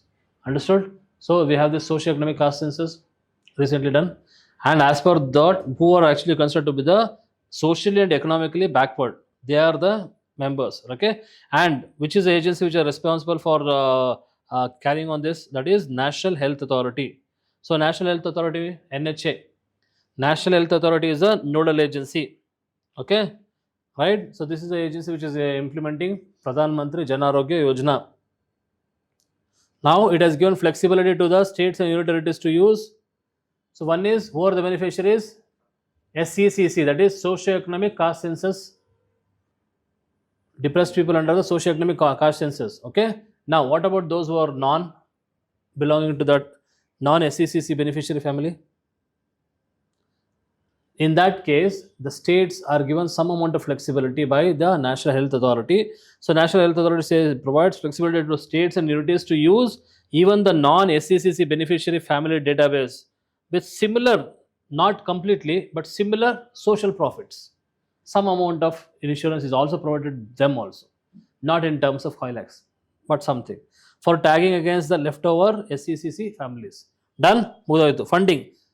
Rest of the state, India, 60:40. Northeast states, Jammu Kashmir, Ladakh, Himachal, Uttarakhand. Himalayan states, 90-10. Usually, UTs, 100%. Which is the nodal agency? NHA. Okay, it's an autonomous entity under the Societies Act of 1864. Right? Apart from that, which are the implementers? State health agencies. So we have state health agencies are there, which are apex body for state. Okay, for national health agencies. Done. Okay, this talks about it is not actually properly being implemented. Operation problems are there, right? So how many we have provided so far? 12 crore for the 12 crore families. We have actually provided this healthcare facilities are under this Pradhan Mantri Jan Arogya Yojana. So how many cards are there? 34.27 crore cards. Highest, right, in the world. USA population is not this much. And treating 6.5 crore individuals we have treated. These are the these are the database which is useful for you to like debate on, argue, right? So reports due. Problem is that some hospitals report dues. That is a problem. Dues are not being actually made, right? And leading to the issues. Why? Because they would in turn in future will not provide services to these people. Why? Because they are not being paid from the government. How many times this has happened? For example, if I am a police officer or like any government official who is traveling from one place to another, will be issued warrant. Warrant in the sense the traveling warrant is there, right? Like bus warrant, train warrant. Ultimately, it has to be reimbursed by the department to the respective transport ministry. That most of the times it will take a lot of time. ಗೊತ್ತಾ ನಿಮಗೆ? ನೀವು ಇದ್ದೀರಾ ಬಿಡ್ರಿ department ಇದ್ದೀರಾ ಬಿಟ್ಟು ಬಂದ್ರಾ? Someone is from the department in your family? You know it. ಹೌದಾ? ಎಲ್ಲಿದ್ದಾರೆ? Okay. COP. Therefore you know. See, use some term use ಮಾಡ್ತಾರೆ. Right? Problem is that, and even under ನಮ್ಮ ಪೊಲೀಸಲ್ಲಿ ಆರೋಗ್ಯ ಬಗ್ಗೆ ಸ್ಕೀಮ್ ಇತ್ತಲ್ಲ, ಆರೋಗ್ಯ ಬಗ್ಗೆ ಸ್ಕೀಮಲ್ಲೂ ಕೂಡ they had the same problem. Government in the money disbursal ಆಗಲ್ಲ. My father was in KSRTC. He also had the same problem. Disbursal is going to have good happen. Now, experts debate that this design suggesting it may not address the comprehensive healthcare cost. Why? Because what is our health cost? Our health cost is 5%. Otherwise, only 2.5% of the total health expenditure is. We not be able to meet this requirement because this many number of beneficiaries are there. First of all, your percentage with respect to GDP in terms of health expenditure is low. and in that, if you're paying so much for the insurance, not much is there, right? So it is not prudent, and concerns also rise because private sector preference. Obviously, people will go for private sector. If you are providing this insurance, means to say that you don't believe in your own institution like government hospital. Simple as that, right? Because in government hospital it's free. Like it was really painful. Like I told my cousin's wife died today. She had breast cancer. It seems other head and the lack of income. They were not living together, but separate agidro. They focused more on like Nati Aish. But we have the Kidwai hospital free of cost, right? Or taken the benefit. Yesterday she came to the hospital and a doctor said that we can't do anything. It is advanced stage. My mother was a breast cancer patient and I took care of her because timely action ಬೇಕಾಗುತ್ತೆ ನಮಗೆ. Timely action ಬೇಕಾಗುತ್ತೆ ನಮಗೆ, right? So concerns arise by the private sector preference, capacity limitations, claim payment delays. These are the problems, and rejection issues. Why? Because ultimately they'll reject means you have to go to the other hospital. That is one of the problems. Delay in payment, rejection issues, then preference to the private sector, and capacity building. So it's not there, right? Variation in the PMJY performance exists among states. From state to state, variation is there. From region to region, variation is there, and influenced by the governance process. Ultimately, it depends on how fastly you're able to carry on the payment activities, how good the government is. Then this Pradhan Mantri Jan Arogya Yojana is going to be successful based on the proactiveness of the state. Understood? So what is important? Suggestions entail strengthening the public sector. Important, right? So obviously you may face rejections, or sometimes the government may not. Equip the public sector, government hospitals, good government hospitals. Resolve the capacity constraint. Recruitment is required, and reassessing the insurance model viability for achieving universal health coverage. Some reassessment is also required to make sure that at least, see, the per se is not bad, but devolution of funds and approval is most important. Done? Important article aita. Where can you use it? Paper 2? Yes or no? Right? So thank you so much. Sorry for the delay. I think we were running short of time. Okay, Alva? You have this thing and you can study, but I'll try to cover within 3 years, 3 hours at least. But when it comes to explanation, it keeps on elaborating. Done? Thank you so much. Was it useful, today's class session?